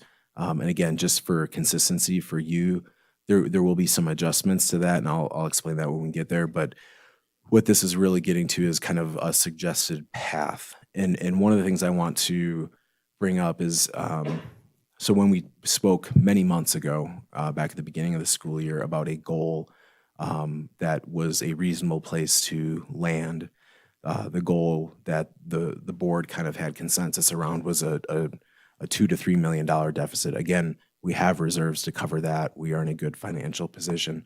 One of the things I would ask for you to consider tonight in the discussion is that our last audit, which was presented at the last board meeting, came back to the positive. So we have maintained, if not slightly improved, our financial position from 2 years ago to last year to where we are now. And with that desire to minimize the impact on staff, if we could allow for a slightly larger deficit number going into next year, it would help quite a bit with the impact around the district. So you'll see that more as we go through this. So first, for district positions, again, we presented the tight and tighter scenarios just to visually, I guess, reinforce with you what we are very much leaning towards at this point. So we're not looking at the tight scenario, we're looking at the tighter scenario. Any text that you see as purple is some additional information from some confusion that clearly was caused, and some questions were asked later. So the difference with the positions on the tighter scenario, there is an additional administrative assistant position that would be considered for reduction or not being replaced. We have some TOSA positions. All of them are under the Ed Services Department and work with Brandon. There's actually, so there was confusion here because it says 4.12. That is actually 6 positions, but some of them have partial grant funding. So the general fund reduction of it, the FTE value is 4.12 positions, but really there's grant funds making up 1.88 of those positions as well. So in this case, that would be it would be reducing 6 positions, but the impact of the general fund is the compensation cost of 4.12. AJ, can you address how long those grants are to be funded? All of the grants or weighted, one of the positions is in a, or no, they're all in grants. They're all federal grants, and they're grants that we don't expect to go away anytime. They have been regular grants we've been receiving for years with rather stable funding amounts. So we wouldn't expect those to necessarily go away, but there would be some funds potentially freed up in that process, the grant funds. Can I ask real quick too, with the elimination of the TOSA, would those 6 just return to be like classroom teachers, or is that an elimination completely? So the absolute goal is to find everyone a home. And so there is some work that needs to be done for really kind of detailing where people potentially could safely land. But I believe with all of this that to a great extent, we likely have places for people to land, so they're still employed with the district. I was just wondering, if you're a TOSA, is there a bump in pay for that? No, you're just on the teacher's schedule, okay, regular thank you. certified schedule. Some of them do have extra days on their contract for some of their work, but their salaries truly are, the wages are truly based off the salary schedule for teachers. On the elementary side, leaning towards the tight with a slight adjustment, and I said this back in January, they're not mutually exclusive. It wasn't either or necessarily. It could land somewhere in the middle, and this is a slight adjustment off of the tight. I think one of the realities is where we are seeing the greatest decrease in enrollments is at the elementary level, and so that's why you see maybe that adjustment there. One of the things I wanted to clarify too, so basically instead of 5 teaching positions, it would be 6 teaching positions. There were questions about this K-5 school class size number and where that's coming from. So when we're looking at the projections for enrollments next year, we look at each individual school and we actually get down into the grade level, like projection per grade level. But if you take the total K-5 enrollment projected at that school and divide it by the number of teachers that would be expected to be with those classroom, like grade level teachers, that we would project to be at that school. It's just taking the total number of kids by the total number of teachers. So it's not looking at each individual classroom necessarily. And that gets funky because it's not always evenly, if you have, say, 60 kids in a grade level and 3 teachers, that doesn't mean you're going to have exactly 20 kids per classroom. There often are little adjustments that will happen. But overall, for Empire, they're on the low end, so it would be a 19.4 kind of school-wide class size, if you want to call it that. Seeliger would be on the high end at 21.5. But again, relatively low class sizes in almost every case, I think below what the class size ratio requirements are. Again, there might be some outliers within that, but generally that would be the range. Also, we have our intervention paraprofessional positions. Those would also be considered here.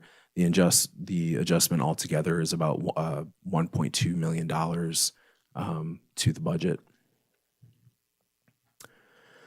At the middle school level, we would also go with just the tight scenario. There are three positions considered there, which would generate about $360,000. At the high school level, there was a slight reduction down in the number of teachers from 6 to 5. Again, the size of classes is really difficult to come up with at the high school level because of how much is being offered there and how they use all their people. And did bring over from the tighter scenario, the one administrative assistant position right now, and that generates about $632 of budget adjustment. We talked about some of these special programs. One in particular, the social worker program. We have 12 current staff members that are social workers for the district, and that in total is about a $1.3 million program. When that started, back in, I think, 2017 is when we received the first grant to fund social workers. At that time, they had to be contractors, so it was kind of a strange setup. But then in the next legislative session, it was changed, and they became our employees. But that funding, eventually the state grant funding went away, and then we were able to find a way to get them onto various federal grants over time, and it has moved over time, trying to keep that going. And as I said at the beginning of the presentation, the reality is that much of the state and federal grants have dried up, especially just here in the last 2 years. And so the creative work trying to continue that, and I think we did that work because of the value we saw in it. And unfortunately, it's just come to a point where I don't know where there is really an easy option to continue that. So those positions are identified to be reduced, the 12 FTE of social workers in the district. In special education, credit Christy Lennox, Dr. Lennox, for really taking some time to dig into the special education budget. It is incredibly complicated when you're diving into caseloads and IEP requirements and how many hours are being offered with certain contractors for certain, taking care of certain needs. But she has gone through and identified, I would say, at least $750,000 in reductions. It potentially could be more. Some of it, again, just looking at the number of kids coming up next year that we've identified, and with their needs, there might be some fluctuation in that still, but it potentially could be a higher number. And it's, I would say too, it's heavily with on the contractor side in terms of what are the actual needs we have versus the number of hours that are currently being used. Excuse me. For nutrition, there are still conversations going on about what to do there. That one also is somewhat complicated to sort through, but we are actively looking at where there potentially could be some savings within the nutrition fund. So I guess the last part I had put up for reductions in operating budgets. The suggestion here is to not make a reduction in operating budgets for next year. One of the things that's really hard about making those reductions is they often don't come back. And I feel like if we can avoid it, it's something that really helps all of our schools and all of our departments to continue the level of support and activities that they are currently doing. So here, looking to the right, it has all of these adjustments built in. Again, the revenues stay the same at this point. We will continue to be doing enrollment projections. But at this point, we're still using the same number. Excuse me. So that revenue number hasn't changed, but with the reductions that that have been shown so far, that would reduce our expenditures and transfers, and it would reduce that deficit. So the original deficit presented with really no changes from the current year going into next year, if we kept everything the same, is about a $7.4 million deficit. These reductions bring that down to about 3.65. And again, that is not, to be clear, not in the range that the board had given some direction on back, I think it was in October. But it's close, and I feel like, again, given the situation with our recent audit coming back to the positive, it allows us to make these adjustments and we believe really minimizing a lot of the impact in terms of finding places for people to end up, as Trustee Peterson brought up. And I think it's really important too that, and that's why I showed the projections for the enrollment. There are no illusions that we are on a downward trend with enrollment and what the impact is. And so as we move forward into next year,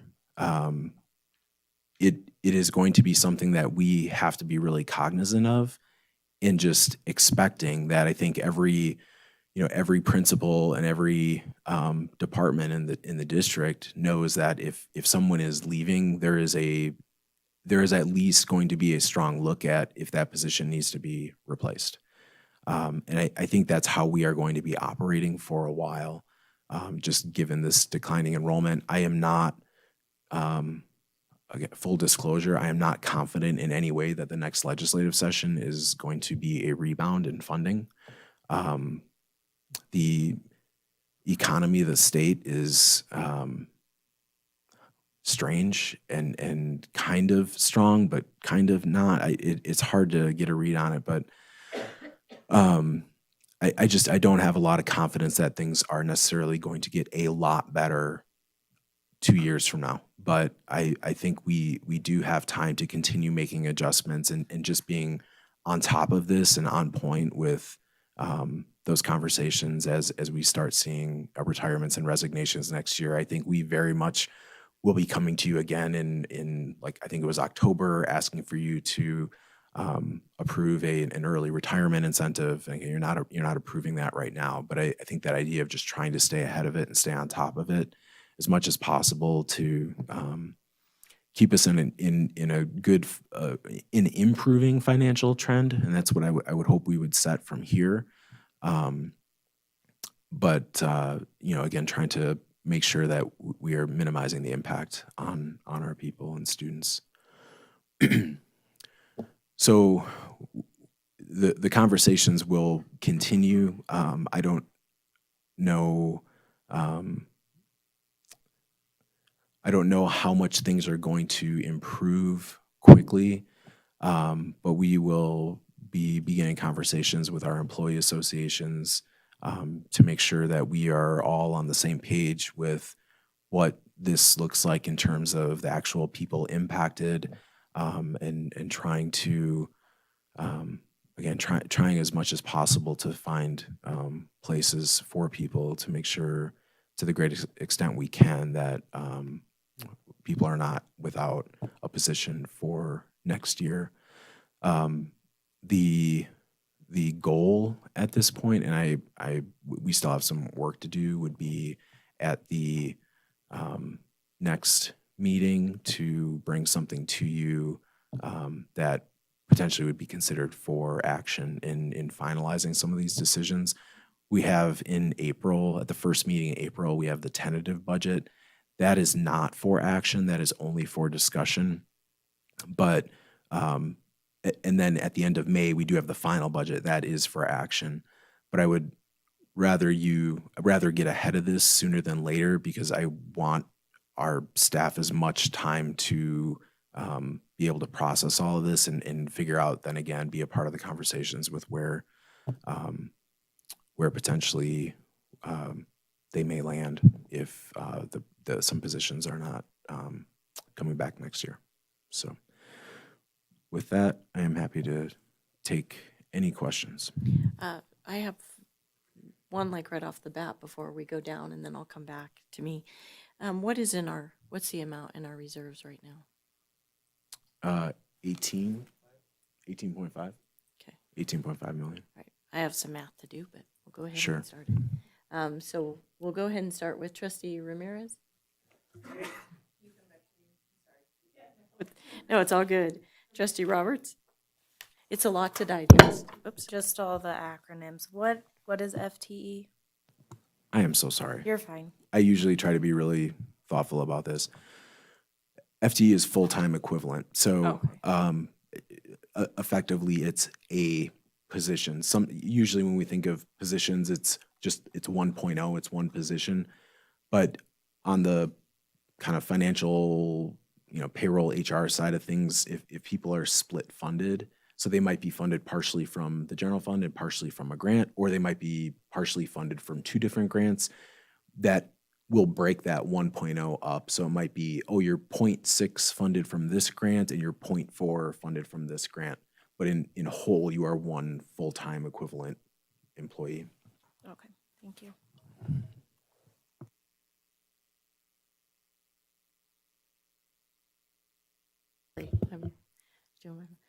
Trustee Peterson. I just want to bring up social workers. I don't know how to make it happen. It's not like they already existed in our budget and we're cutting that. It's something that we have not paid for. It was a grant, and we, in order to keep them, have to magically come up with $1.3 million for 1 year to get them. But in the last 6 weeks, I have received about 30 emails and over a dozen in-person comments here in our meetings from a variety, from teachers, parents. We've had SROs, JPOs, social workers, community partners, admin. It's been a very wide range of people who are just passionately, please, if there's any way to make this happen. And I'm just another voice in that category, and it's not something that I've ever made use of. I don't personally have experience with the benefit.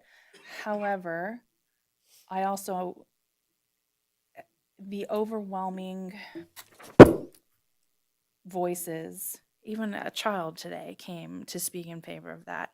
I don't know what the answer is, and I don't expect you to pull out a magic wand and figure it out, but that's just one that I feel like I would be doing a disservice to the people we represent if I did not bring that up here to say, we have so many people that, is there anything we could do? Is there more grants that we could file for, or I don't know, the money fairy can come and solve it for us. I don't know the answer, but in the name of being a voice for all the people that have come to me, I wanted to bring it up.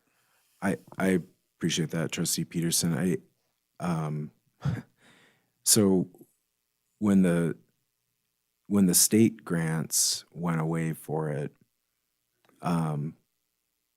the feeling immediately, and this is something that I took kind of personally at the time, because I think the needs we were seeing is what can we do then, right? And so we were able to find federal grants, and then that federal grant went away, but then there was another one, and then that one went away, but then there was another one, right? And I think the value that shows that money these last few years, the money, the federal grant money that has been used, could have been used in many other ways. But the stance the district took was this is something that has value, and so we kept trying to find ways to make that work. And there is some reality to, oftentimes things come because of grants, and it is such a frustrating thing, because I feel like, I think more from like the state legislative level, but even at the federal level, oftentimes they're not expecting some of these grants to last forever, but they view it as sort of like seed money. And if you can get this started with a grant, then you are going to be able to figure out how to continue it. And I think that is the most frustrating thing for me, because we're clearly talking about people here, and the idea that somehow, given the financial circumstances that the state has kind of left us in, there is just no clear or easy option, and it's a really frustrating place to be. We will, continue looking. I know, well, the grants world is there's just not as many options as there used to be, but we can continue and take a look back through some of that. But we have done some of that work already. But I take your point. Thank you.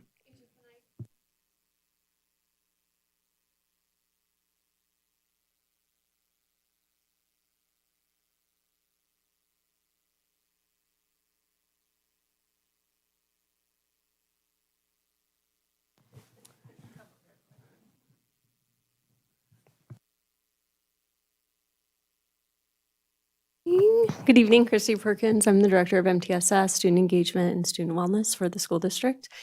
I know this does not solve the issue we have at hand of reducing employees, but for the last 5 years, we have been part of the Project Aware grant that has provided us the opportunity to work with our community partners and our contractors in our school district to come into the schools to provide one-on-one Tier 3 services for our most critical at-need students. We have secured a couple grants, the mental health block grant currently, And we do have that approved at this time for next year, which will allow us to continue those contractors coming into our schools to support those students they have been working with. That does not solve our tier one problem, of course, of having that person there every single day in your site, supporting the kids' needs as they come about, which I know very well as being a former school site administrator myself. Those happen all the time, every day, and they are critical staff members. But we do have the support of our contractors and our community partners, and we have some grant money currently to continue that work, our MTSS work, for those students who are very dependent on those tier 3 services. That service will continue into next year. We'll be starting the year with about $200,000 in that grant to support that contractor work that has been going on for the last 5 years in our schools. I know that doesn't solve all the issues and it doesn't take away the concern, but our students will still be supported in need, not in the same way that they are. It will have to look differently, but we do have some community partners that are well established. They are part of our schools. They have been working with these students and families for many years, and those services will be able to continue at that tier 3 and some tier 2 level as well. Is there any concern with without that first response, so to speak, that the higher levels would become overwhelmed? Would kids who did not get to receive the attention at that lower be expedited, or would they just be put back on classroom teachers or nursing? Who catches them? So some of our training over the last 5 years with our MTSS work, our counselors have been trained in some of these interventions. Our nursing staff, our SRO staff, our partners with JPO have some availability for interventions to bring that more frequently into schools, such as our JPO partners have a prevention on vaping, let's say. So they are very willing to come into our schools and really focus more on that tier 1 piece. So students don't fall through the cracks. We also, of course, have our universal screeners. We have SOS, which we screen all 7th graders in our district for signs of suicide. And that will continue because those are community partners who've secured those grants. So they come in and help provide those services. And then, yes, when it moves beyond a tier 1, of course, that's going to be your administrative classroom teacher, your MTSS site team is going to have to take some of that work. You're at the secondary level who has counselors and social workers currently. Unfortunately, some of that is going to fall back onto the counseling team. It's really going to take that team approach to support all of those needs with the partnerships of our community partners and our contractors for higher level tier 3 clinical services. We'll have to refer out more frequently back to Carson Tahoe Health. Some of those things we've been able to pull back a little bit the last few years because we have had a really strong social worker team as full-time employees, but some of that will have to be referred back out to the community. Trustee Varner? I appreciate you bringing the social workers up because I think we all have received a lot of input about the value of the social workers, not only from social workers, but teachers, administrators. And so I think we understand there's a real value to them. But unfortunately, I've worked where I've operated off of grants, and I know at some point they end. And unfortunately, at that time, some employees have to be let go because you don't have the money to continue the program. So I'm aware of the value of the social workers and the value of not having the money to continue the program. I'm glad that you brought up, because that was going to be one of my questions about the contractors coming in. So at least there would be some support for the students. It's not going to lose all support. Is that correct? That's the way I understood it. And if there's some way that we could come up with the money, I think there's value to keeping some of the social workers, but that may be a discussion that we have later on. I do know that with the projected deficit that we have to make cuts. And, and my priority is, we're all here for the students, and we have to keep the teachers in the classroom teaching the children. And so unfortunately, there's going to have to be some difficult decisions made. And I don't know where to get the money. I guess that's the bottom line. But thank you for your comments, and thank you for all your hard work on. I know it's very difficult. Thank you, Superintendent, for the presentation, and thank you for addressing the social workers as well. But if I get this right, this is extremely difficult, and I don't know that the public realizes the magnitude of what we're facing in the next 5 years. If we continue to spend at the rate that we're spending, we will have a zero balance at FY30. We will be dipping into our reserves that much, and we will have a zero balance. And so the problem is real. And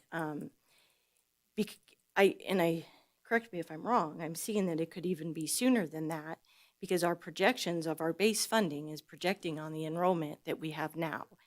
And so that FY27, we project at the same enrollment, and then FY28, if we project at the same enrollment, but are we not stating that the enrollment is going to continue to decrease? That is correct. Right. So then it would be FY29, we're going to be looking at a zero balance if we continue to spend at the deficit spending that we are right now.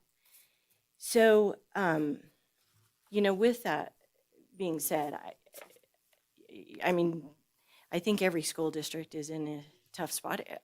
Every entity, I don't know any entity that is, thriving at a rate that they're not scrambling to try to find funding. I know that you said that you didn't want to go into operating at all, but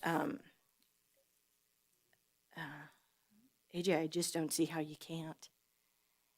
In all honesty, I just don't know how you can't even go into it at 5% of a reduction this next year and bring that deficit spending, from 3.6 million to possibly 3 million. Because how are we going to look at this and say, if we continue to only make the cuts, it's only going to get worse. And so if we did a 5% and then a 5% and a 5%, I don't know.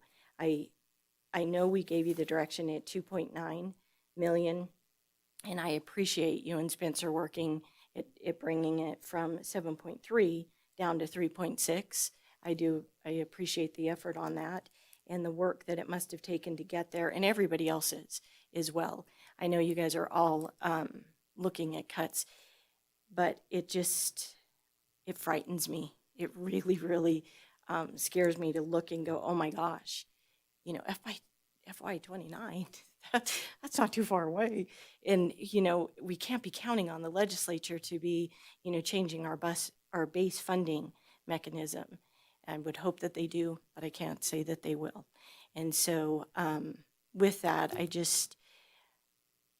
if you would, maybe just look at maybe 5% to bring that a little bit closer to less than that, because we're only going to be looking at more the following year, especially if enrollment goes down.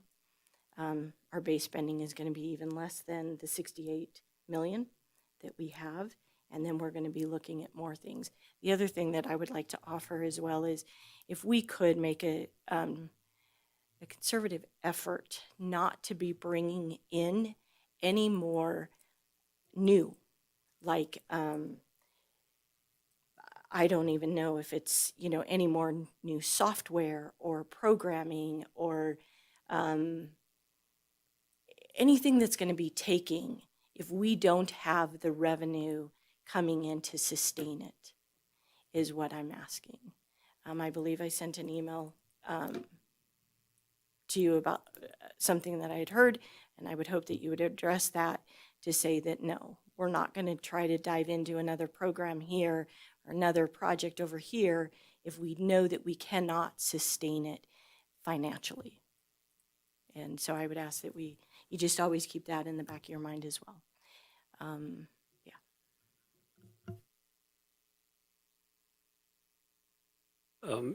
I think we all know that the governor has a preference for supporting charter schools.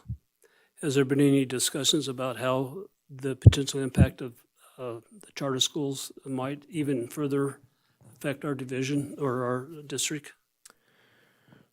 So that was a big question mark, even in projecting the budget for this coming year, because there was one charter school approved by the state charter authority through an application from Academica. Academica is a charter management organization based out of Florida that has opened up several charter schools in northern and southern Nevada. So the approval was for them, I believe, to open up a K through 8 school. It would start as a K2 school, I think, with an expected enrollment of about 180, eventually going to over 500. That has been delayed based on what I know, which is just going on the website. There's no communication really between the entities, but that clearly could have an impact. We're not, well, so Elko School District recently this year had a charter school open up, and they were already in a little more precarious financial position, and I forget the number of students they lost, but it was well beyond what they expected in the first year, and they I think it added, or they lost something. I don't think it was all due to that charter school, but they lost something like $6 million in revenue from what they had initially projected. Many years ago, White Pine, which is a much smaller district and much more impactful, but they had a new charter school open up that took 1/3 of the entire district's population. It's a small district, but that was a horrible time for them with the impact that had on the schools and on staff. So it's something that we're certainly keeping an eye on. Again, as of right now, it appears the opening is being delayed at least 1 year. So it is something else that we need to keep in mind, because that could certainly impact in the future. And the school choice, I read something that, the governor's really in favor of school choice. Now, if they can choose the school they want to go to, but do they have to provide their own transportation, or would the district be responsible for the transportation costs? So it depends, and we're still doing work on this. But if they're, depending on what school they do attend, and it's what its rankings in the state look like, potentially you would have to either pay for or reimburse for transportation costs to other schools. Again, it's a little complicated. There's some grants out there, or a grant that is supposed to help with some of that cost, but I don't entirely understand how it all works just yet. We're still trying to figure that out.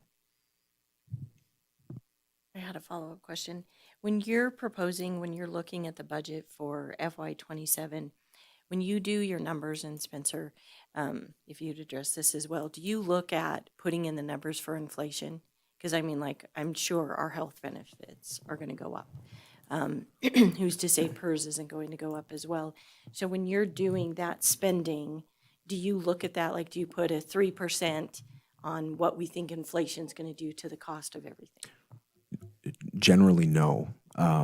Our budgets for schools and departments have been relatively flat, except for certain items like our property and casualty insurance. We know that will go up, so we'll put an adjustment in for that.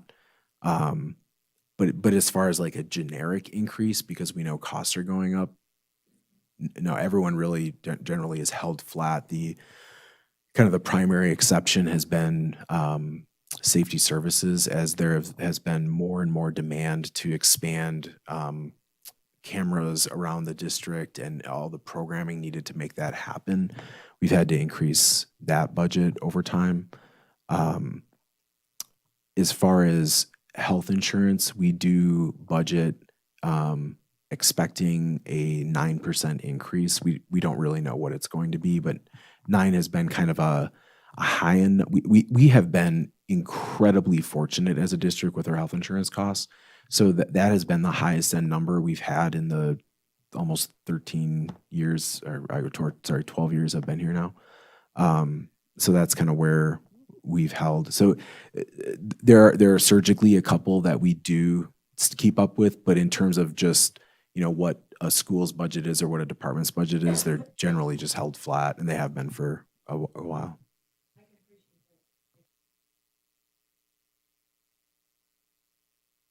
Any additional questions? Well, thank you very much for the good news. Yeah. All right, thank you. And Spencer, I appreciate your work on this as well and your monthly updates. I appreciate it. All right, but thank you, AJ. I appreciate that. All right, we'll close agenda item number 10 and move on to agenda item number 11. This is approval of the consent agenda. This is for possible action. Any discussion? Do I have a motion? So moved. Second. All right, so I have a motion by trustee Varner, seconded by trustee Roberts. Public comment? Seeing none, all in favor, please say aye. Aye. Opposed? Motion passes unanimously. Moving on to agenda item number 12, information items. This is for discussion only. No action will be taken. Did you all have a chance to review them? Do you have any questions? All right. Seeing none, we will move on to agenda item number 13. This is a request for future agenda items. And we'll go ahead and start. Do we have any future agenda items, trustees? No? The superintendent's evaluation, are we able to get it Yes, on so the next agenda? we will not be getting it on the March agenda, as we anticipate that being a long agenda, but we are prepared to do it with his goals at the first meeting in April. Got it. Yep, we will be doing. Yeah, he tried to eliminate it, but I stayed strong. Yeah. But yeah, so and he'll be adding his goals to that as well. So yes.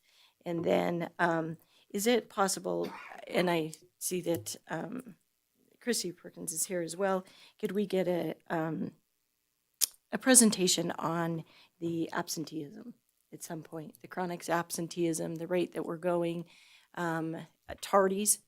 I would like to be able to address the tardies and how that equates into the absences. That would be great if we can get that at a future meeting as well. Okay, anything else? All right, moving on. Agenda item number 14, we are adjourned. Thank you very much for your time.